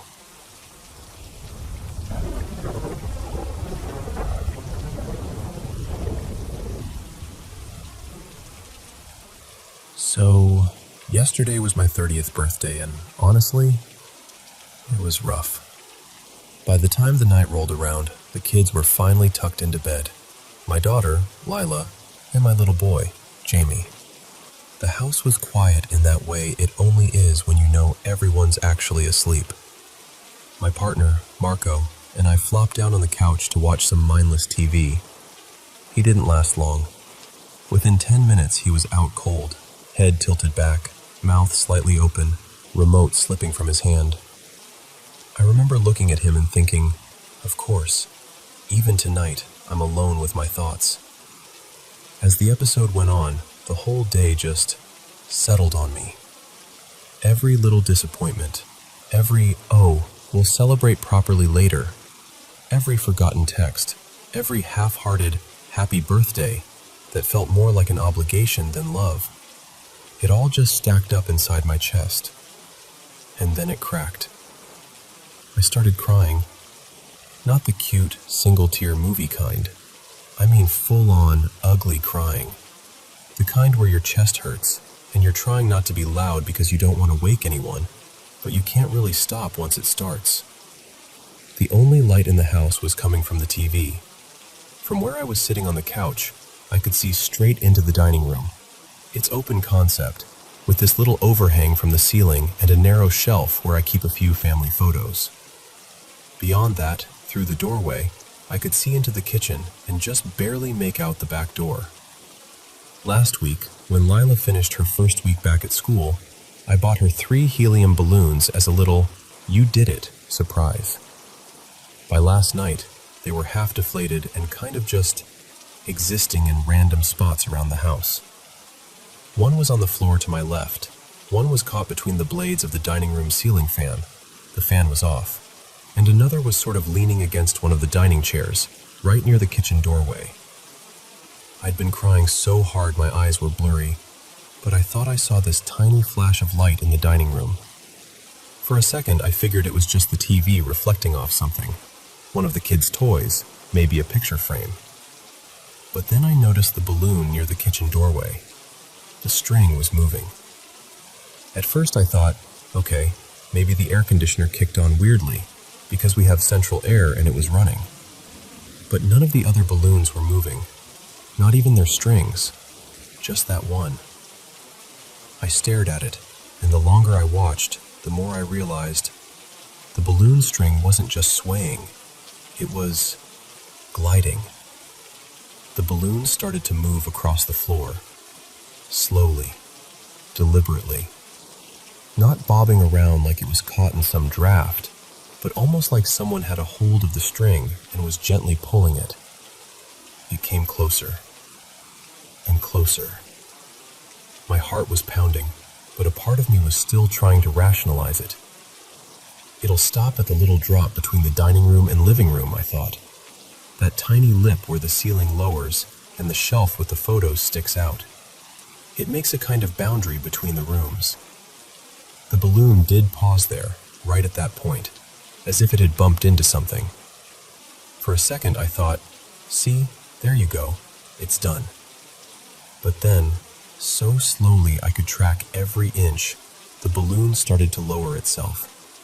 The top of it gently tapped against the underside of that little shelf, almost like it was figuring out how to get through. And then, inch by inch, it slipped into the living room. The balloon kept gliding toward me, right across the room. No wobbling, no weird zigzags, just a soft, straight line in my direction. It stopped when it was directly in front of me, hovering between me and the TV. And then it shifted slightly to the left. The string brushed against my left hand. I actually gasped. I didn't move my hand. I didn't move anything. I just stared. The balloon floated back to center again, paused, and then shifted to the left one more time. This time the string lifted up and tapped my hand again, a little firmer, like a nudge. It felt intentional. I don't know how else to describe it. It didn't feel random. It didn't feel like air currents or physics or whatever explanation my brain usually runs to when something weird happens. It felt like someone was going, hey, I'm here. Look at me. The only thing I could think to do was reach out and grab the string. So I did. I wrapped my fingers around it and just held on. My hand was shaking. I don't even know if I was breathing at that point. I kept glancing over at Marco, still slumped on the couch, completely oblivious. I tried nudging him with my elbow. Nothing. I tugged his arm. Nothing. Finally, I kind of half-whispered, half-hissed his name until he startled awake. He blinked at me, confused, and said, "Why are you holding a balloon?" I was still clutching the string like it was a lifeline. I told him what happened. The flash, the balloon moving across the rooms, the way it tapped my hand. I was talking fast, probably not making sense, still on the edge of laughing or crying or both. He just stared at me for a second, and then he said, "Man, I wish I'd been awake. I bet you looked so freaked out." And that was it. No big reaction, no, "Oh my God," just that. I kind of wanted to smack him with the balloon if I'm being honest. Later, after he drifted back to sleep and the house got quiet again, I sat there holding that balloon and replaying everything in my head. The awful day, the loneliness, the way I'd been sitting there thinking, does anyone actually care that it's my birthday? And then that balloon, one that had been sitting in another room for days, somehow made its way to me, stopping right at my hand, twice. Look, maybe there's some totally normal explanation. Maybe I'll wake up tomorrow and talk myself out of it. But sitting there in the dark, with my cheeks still damp from crying and my fingers wrapped around that string, it didn't feel like a draft or an accident. It felt like someone or something on the other side saw how much that day hurt and wanted to make sure I got at least one birthday balloon anyway.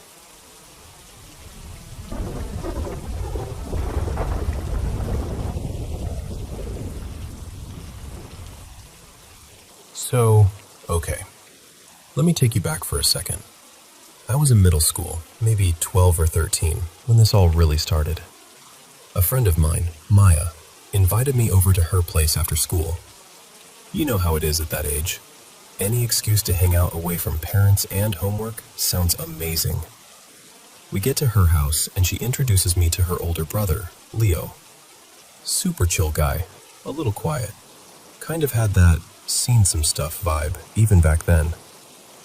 They're walking me around the house, showing me the living room, the kitchen, the backyard.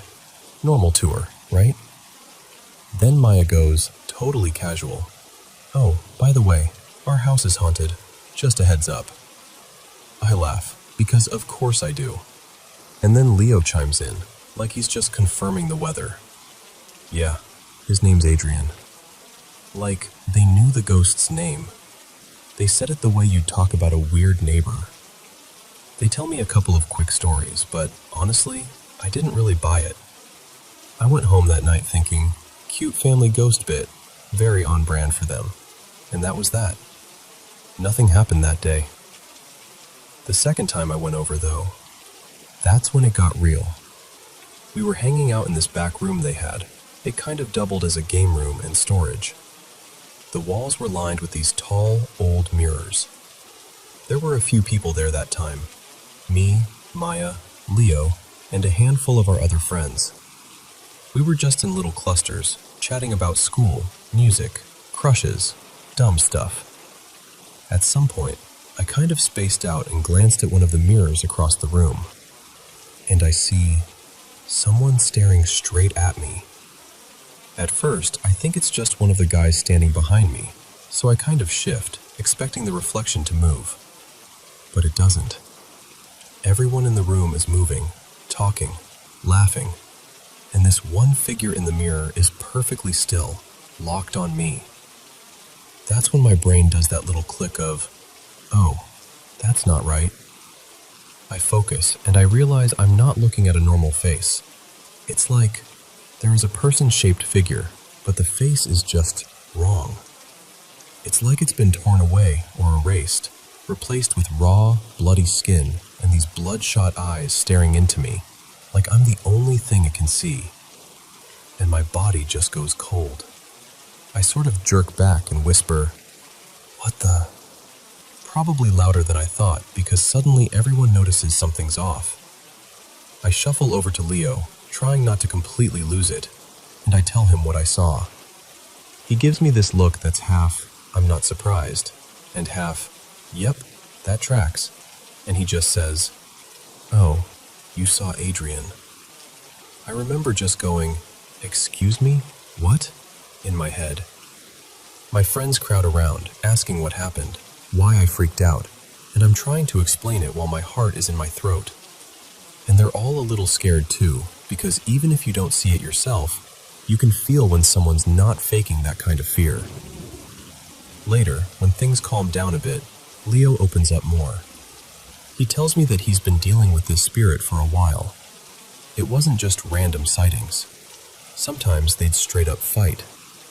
He talks about waking up paralyzed, having nightmares, feeling this presence try to push him around. And then he tells me he'd learned ways to protect himself. Spiritual stuff, shielding, visualization, calling in protection. And something about that just hooks me. I'd always been curious about the other side, but hearing it from someone my age, someone who had that steady, matter-of-fact tone, it lit something up in me. That was kind of the start of my own spiritual deep dive. Fast forward a couple of years. Around that time, I run into Leo again at school. We end up talking in the hallway, and I ask him, kind of casually, "Hey, how's the whole Adrian situation?" He sighs and tells me, "It's better sometimes, but he still shows up. He still messes with me." And I don't know what came over me, but I just said, "Okay, then let's get rid of him." We sit down and basically brainstorm like we're working on a group project. Not for math, but for banishing a ghost. I share some of the techniques I've been practicing, and we come up with this idea. I'd use a focused visualization to not only confront Adrian, but to move him, like relocate him to a place where he can't find his way back. Another realm, another plane, however you want to word it. So I go home and I spend a whole week meditating specifically on this. Not just calming my mind, but building up energy, intention, and clarity about what I want to do. Every session is like training for a fight I know is coming. After that week, I decide, tonight's the night. I go to bed, but I don't actually go to sleep. I lay down, close my eyes, and drop into meditation. About 3 hours of deep focus. I bring up every bit of energy I'd been saving, every tool I'd learned. In my mind, I visualize Adrian clearly. I visualize surrounding him in light, pulling him out of that house, and sending him far away, into a realm where he can't track the way back, where he's contained, not tortured, but gone from here. When I feel it's complete, I just let myself drift off and fall asleep. The next morning, I find Leo and ask him, "Hey, how's the house feel?" He kind of frowns and says, "Different. I don't know how to explain it yet. I'll let you know." A week passes. Then he comes back to me and says, "It's weird, but I think he's gone. The house feels light, quiet, peaceful." I go over a little while after that, and I can feel it too. The place that used to have this heavy, watched feeling now feels normal, safe even. We talk about it years later, and the story is the same. No escalations, no creepy encounters, no more battles. As far as we can tell, the house is clear. So we kind of close that chapter. Years go by, 10, maybe more. I've moved, grown up, lived a whole life since then.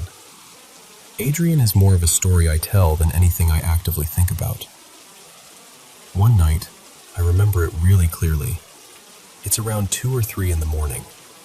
I'm at this 24-hour diner with one of the friends who'd been there in that mirrored room all those years ago, and with my girlfriend at the time. Let's call him Jared. We're all exhausted, eating pancakes and fries at some ridiculous hour, the way you do after a long night.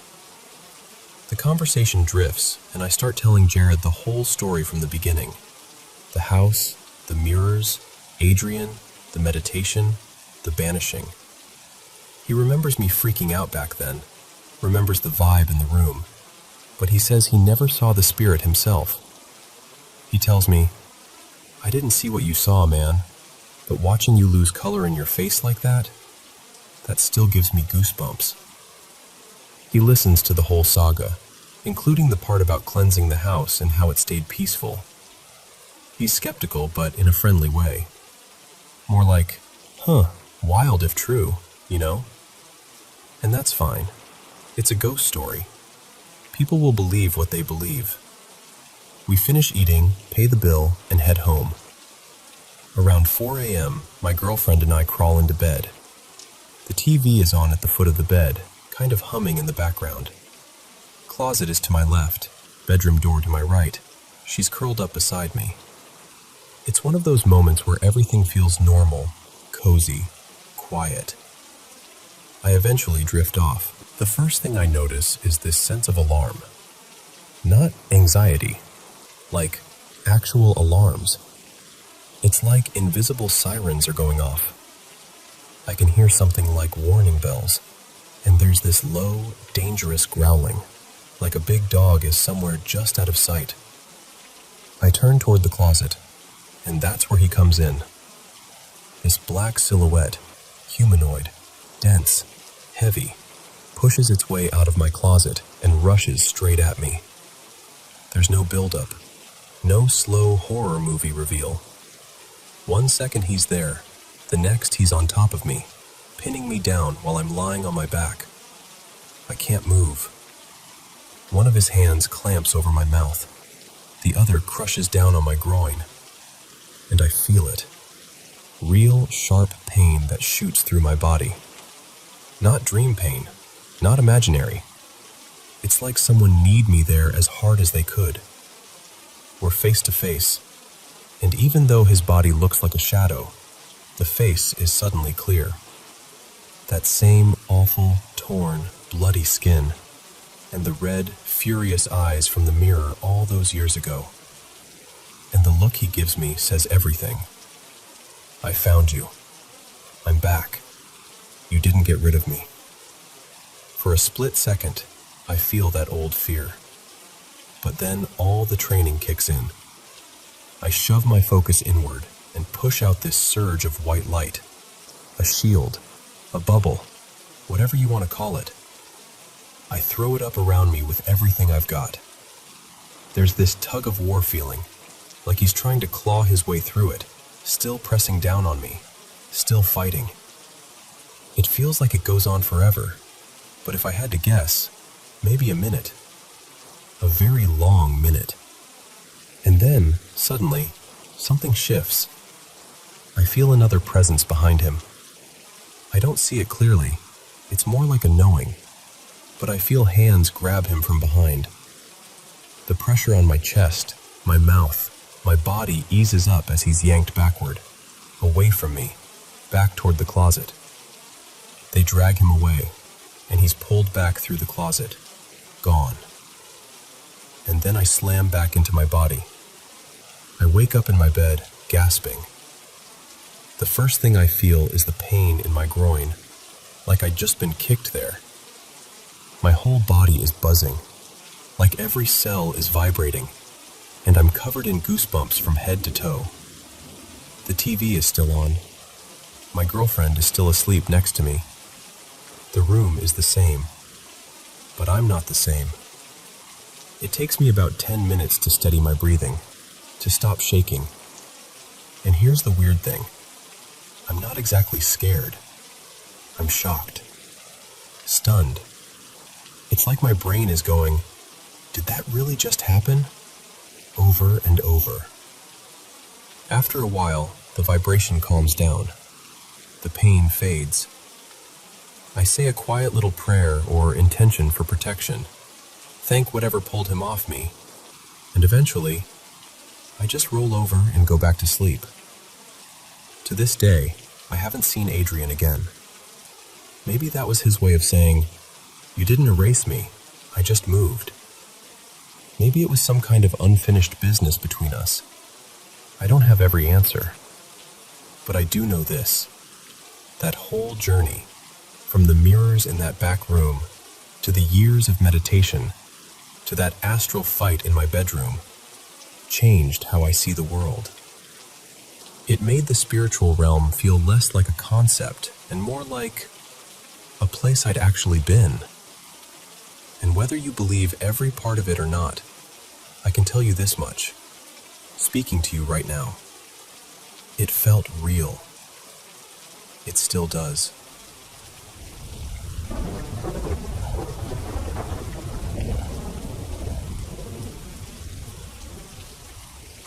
So, for as long as I can remember, weird stuff has just kind of followed me around. When I was little, it wasn't the TV that turned itself on at night.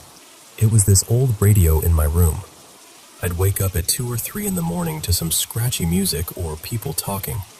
The knob turned all the way up, and I'd be too scared to get out of bed to shut it off. And then there were the imaginary friends. Only they weren't very imaginary, because my older brother Jonah saw them too. We described the same figures, the same clothes, the same way they'd stand in the doorway. After a while, it got to the point where strange things were just normal. Annoying sometimes, but familiar. In this house, the one I live in now, there's one presence that's been around as long as I can remember. Out of everything that's drifted in and out of here, this one has stayed. For simplicity's sake, I call him the Old Man. My little brother prefers to call him Mr. Ellis, like he's some grumpy neighbor who never moved out.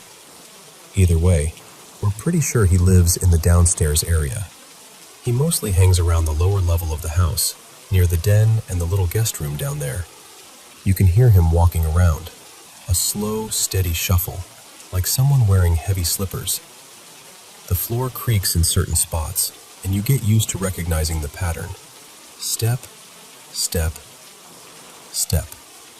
He's never actually spoken to me, not directly, but he clearly has opinions about certain people. When my mom's best friend, Carla, stayed with us for a while, things got tense.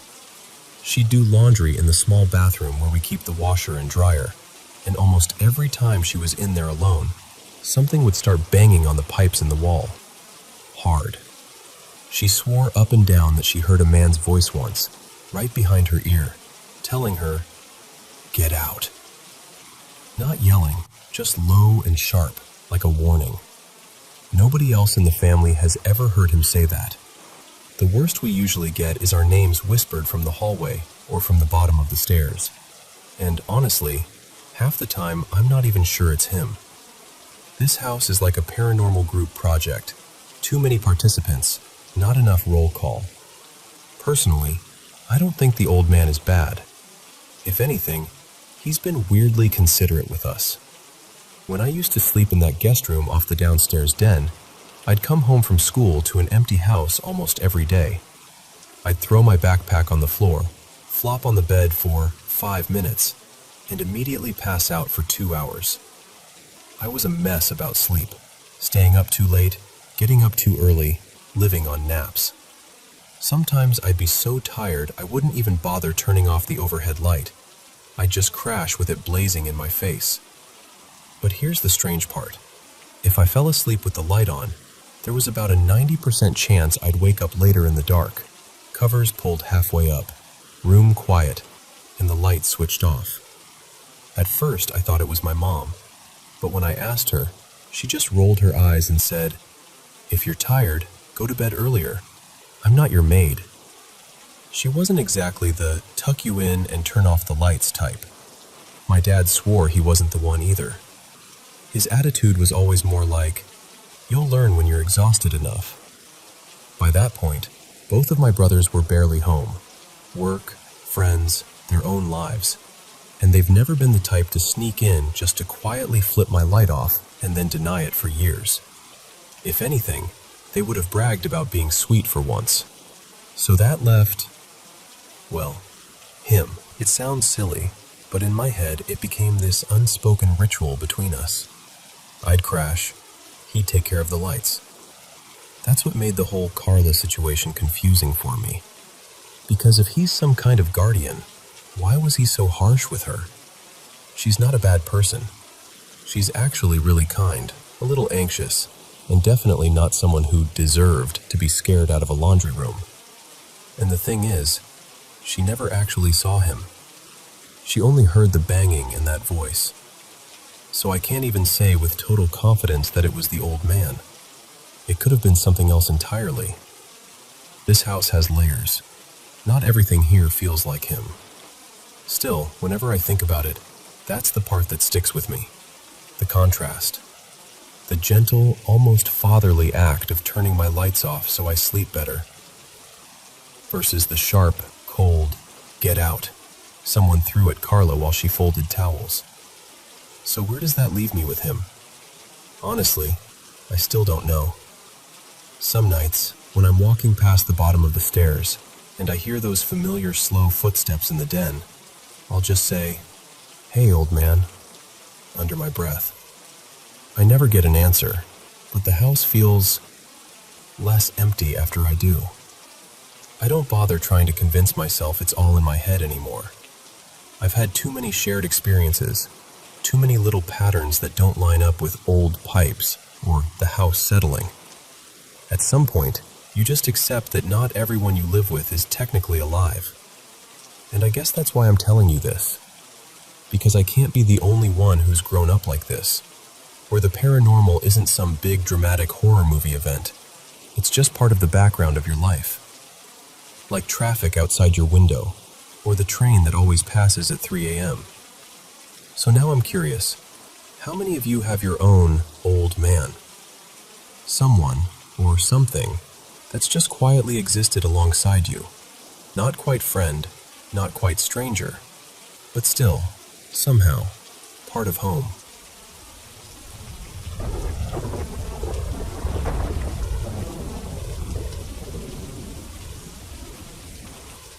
So, let me tell you about something that actually happened to me. It sounds made up, I know. If someone else told me this, I'd probably raise an eyebrow too. But I promised myself as a kid that I would never forget it and never doubt it. So here we are. I grew up in Portugal, and back then I barely knew a word of English. Maybe hello and okay, and that's being generous. Anyway, when I was a kid, my mom, her name's Carla, loved watching these medical reality shows. You know, the ones where people go through big surgeries and they show everything. We'd usually be in the living room after dinner, the TV on, lights a bit dim, me half playing, half watching beside her on the couch. On this particular day, there was an episode about a man getting some kind of stomach surgery. I remember they showed him lying on the operating table, all covered in those blue sheets except for the area they were working on. The doctor was explaining what they were going to do. At least that's what I assume now, because back then the captions were in English, and I technically didn't know English. The moment they started cutting, I panicked. I didn't want to see it, so I did the obvious thing. I turned my head away. But the image didn't go away. I thought, okay, weird. Maybe it's just a reflection or something. Maybe my glasses are doing something strange. I used glasses then, and still do, so that was my first idea. So I take off my glasses. Still seeing it. The exact same view as if I were looking straight at the TV. The cut, the instruments, the surgeons moving around. I think, fine, I just won't look at anything. I squeeze my eyes shut, really hard. Like really pressing them closed until it almost hurts. Still there. Same scene. Clearer than any dream I've ever had. Now I'm starting to get scared. I shove my face into a pillow, pressing so hard I can barely breathe. I cover my ears with my hands, then with the pillow too, like I'm trying to smother the sound and the image at the same time.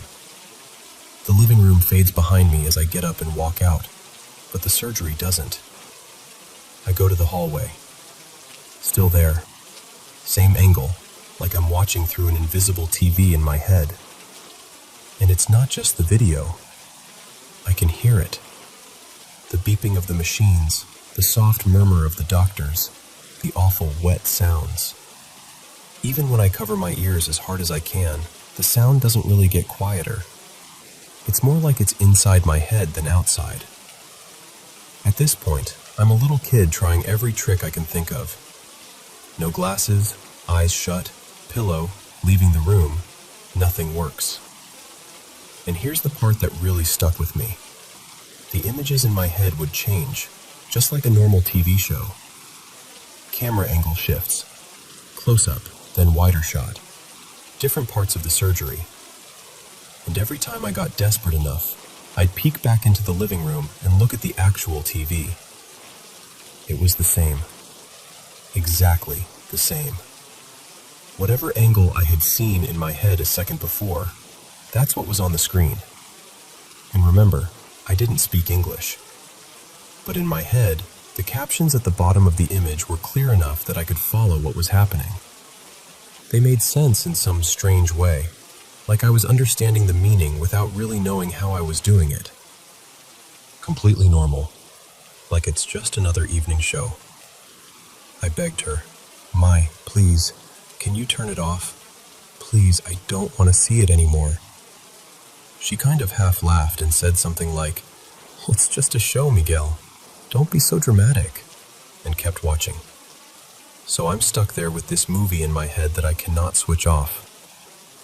Finally, after what felt like 10 full minutes of this, the surgery ends. In my head, it ends first.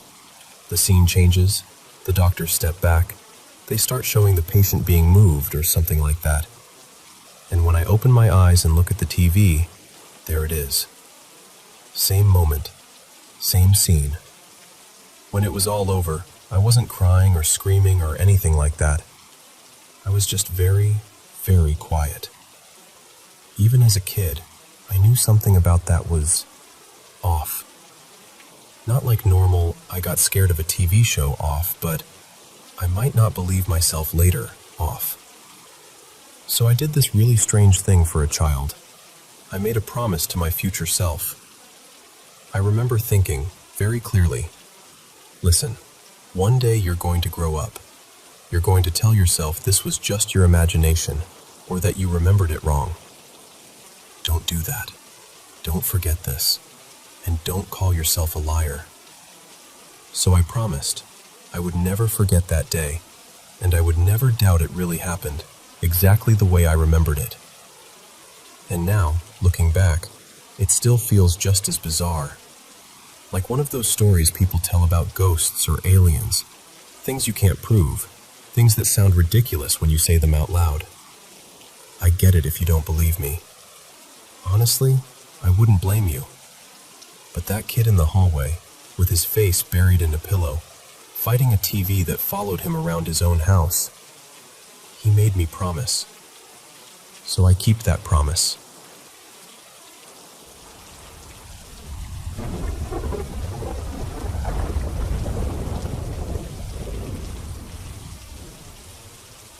So, let me tell you about the house I grew up in.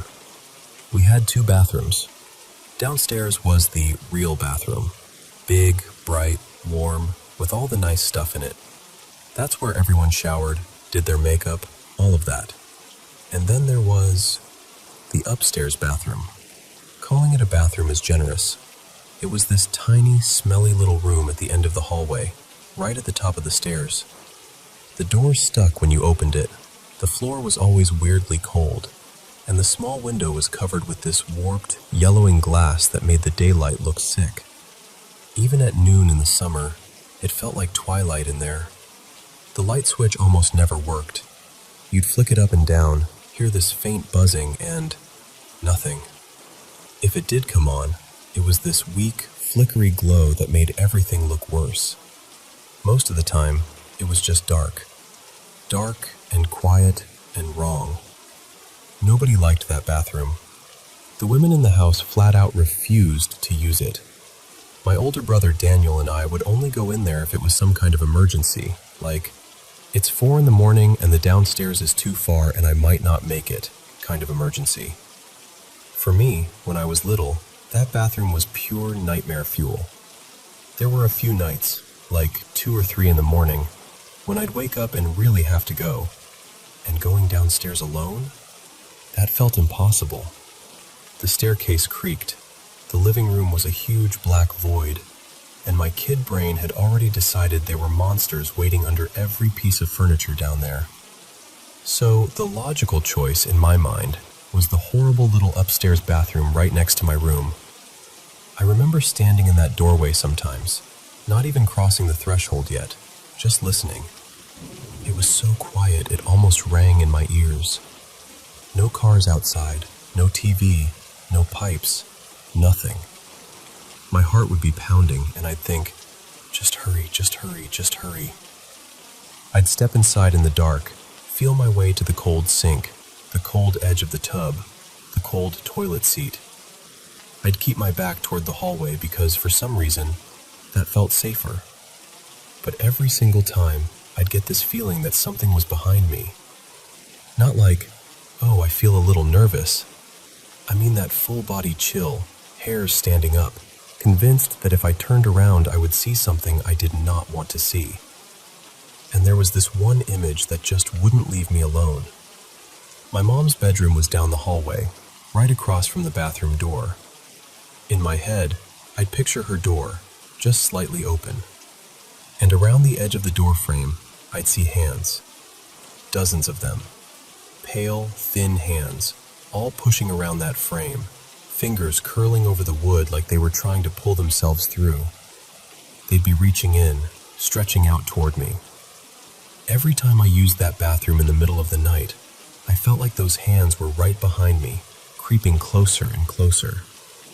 Not rushing, just slowly closing the gap, inch by inch. I never actually saw them, of course, but I felt them. I'd do my business as fast as humanly possible, and the second I was done, I would bolt. I mean full sprint out of that bathroom, down the hall, and straight into my mom's room. I'd dive into her bed, latch onto her like a koala, shaking and trying not to cry. She'd mumble, "You're okay, go to sleep," half asleep herself, and I'd lie there wide awake, convinced those hands were still out there in the hall, searching the dark for me. Fast forward a couple of decades. A few years ago, I was chatting with my sister, Nina, about that old house. We were just reminiscing, laughing about the terrible wallpaper, the noisy radiator, the way the front door never quite shut properly unless you slammed it. Then she goes, "Do you remember that gross little bathroom upstairs?" I laughed and said, "Oh my God, yes. That thing always smelled weird." Before I could say anything else, she goes, "I hated that bathroom. When I was a kid, I used to get so freaked out in there. I always imagined these hands, like dozens of hands, creeping around Mum's bedroom doorframe and reaching in to grab me. I'd freak out and run crying to her room." I just froze. I hadn't told her my version of that, ever. I hadn't told anyone. It was one of those childhood fears you assume is just your own overactive imagination, too silly to mention. So I kind of stared at her and said, "Wait, what did you just say?" She repeated it, laughing it off, like it was no big deal. Same hallway, same door, same hands, wrapping around the frame and reaching in. My stomach dropped. I remember this weird shiver running down my back. It wasn't even that I thought, "Oh, it must have been a ghost," or adding like that. It was more like, okay, what are the odds that we both imagined the exact same thing in the exact same place and never talked about it? After that, we started comparing notes about that house. Little things, strange moments, stuff we'd both kind of filed away as just me being weird when we were kids. The more we talked, the more we realized there were all these overlapping experiences we never shared with each other growing up. Odd noises, strange feelings, dreams that seemed to happen in the same parts of the house. That upstairs bathroom was just one piece of it. I still don't know what was going on there. Maybe it was just the way the house was laid out. Maybe the drafts and the bad lighting and the old pipes and that awful window all just combined to mess with our kid brains in the same way. Or maybe there was something about that little bathroom at the top of the stairs and that doorway across from it that wasn't quite right. All I know is, to this day, If I get up at 3 a.m. and walk past a dark open doorway, there's still a tiny part of me that expects to see fingers curling slowly around the frame. And every time, I walk just a little bit faster.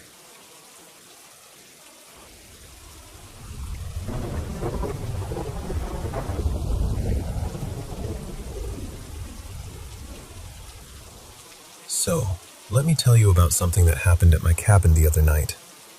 I've got this little wooden place right at the edge of the forest. My actual house is maybe a 10-minute walk away, but the cabin itself is basically hugging the tree line. It's where I go to unwind. There's a small garden, a patch of grass, some tomatoes, herbs. It's my happy place. And my animals know it too. I've got 3 cats, and they usually follow me there like a little furry parade. That evening, I did a quick head count. 1, 2... I realized I was missing one. Luna, the curious one. I shrugged it off at first, figured she was lurking under the porch or stalking some imaginary bug. It was around 9:45 p.m., already fully dark. The only light was from a few bright lamps mounted on the cabin and a string of warm bulbs I've got along the fence. Just enough that I could see what I was doing while I watered the tomatoes. My girlfriend, Mira, was standing a few steps away, scrolling on her phone and chatting with me about something random. What we'd cook this weekend or some show we wanted to watch. I remember I was rolling a cigarette, kind of half listening, half focused on the little ritual of it. And then I heard it. A meow. Not a cute one, not the feed me kind. It sounded wrong, like a cat in pain. It came from just beyond the gate that separates the yard from the forest. You know when your brain just switches modes? That's what happened. I stopped what I was doing and looked toward the trees. I said, "Did you hear that?" And Mira frowned and said she thought it was Luna too. So I opened the gate and stepped into the forest. The second I passed through, it felt darker, like the light from the cabin just dropped off behind me. I took a few steps in, and then I heard the meow again, this time farther off and a bit quieter, like it had moved to my left. I called back over my shoulder that I was going to check it out. Mira stayed in the fenced area. She doesn't like walking in the woods at night as much as I do. The ground slopes downhill behind the cabin, so I started walking down the path. I know that forest like the back of my hand. I've been wandering around there since I was a kid, but that night it felt different, heavy, like the air itself was paying attention. I kept calling, "Luna, Luna, where are you?" Then I heard it again. This third meow, man, it made my stomach drop. It sounded like a cat that had just been hurt badly, like that horrible choked noise an animal might make when it's dying. It came from somewhere down the hill in front of me, then cut off completely. Silence. No rustling, no snapping twigs, no retreating animal. Just nothing.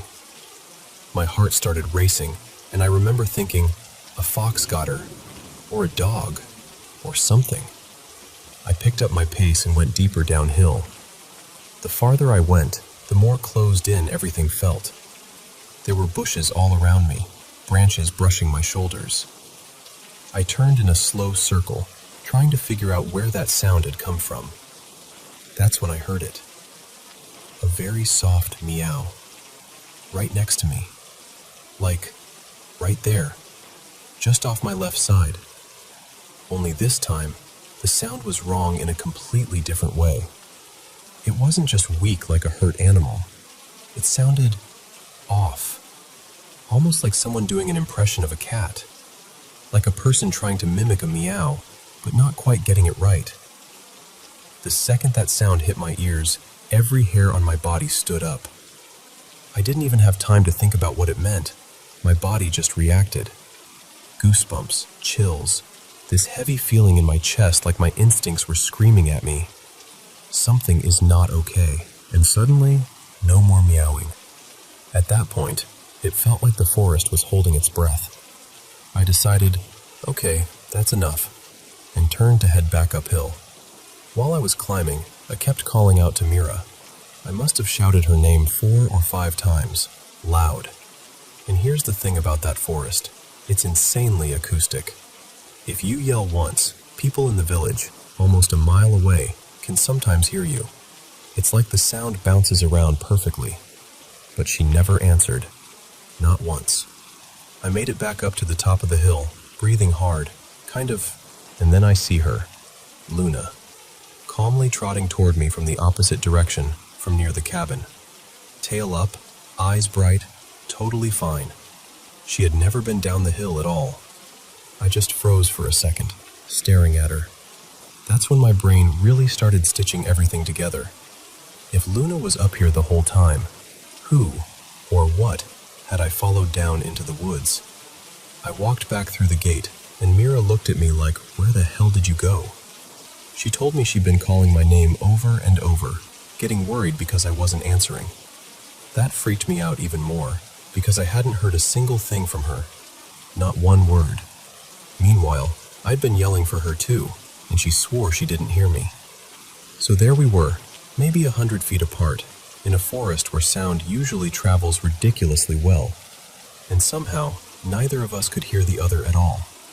That silent pocket around me in the woods, that fake-sounding little meow right beside my ear, the fact that my cat, the one I thought I was saving, had never even been there. I've spent my whole life in forests. Night hikes, camping, hunting, just wandering around. I don't spook easily.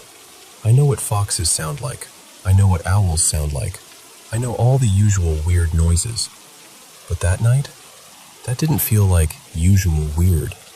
Sometimes I sit and replay it in my head, and every time I hit that moment, the soft, human-ish meow right next to me, and the way my body reacted before my brain did, I get those same goosebumps all over again. Luna was fine. I was fine. Nothing actually happened, if you look at it that way. But still, something out there in those woods was meowing at me. And whatever it was, it wanted me to go deeper.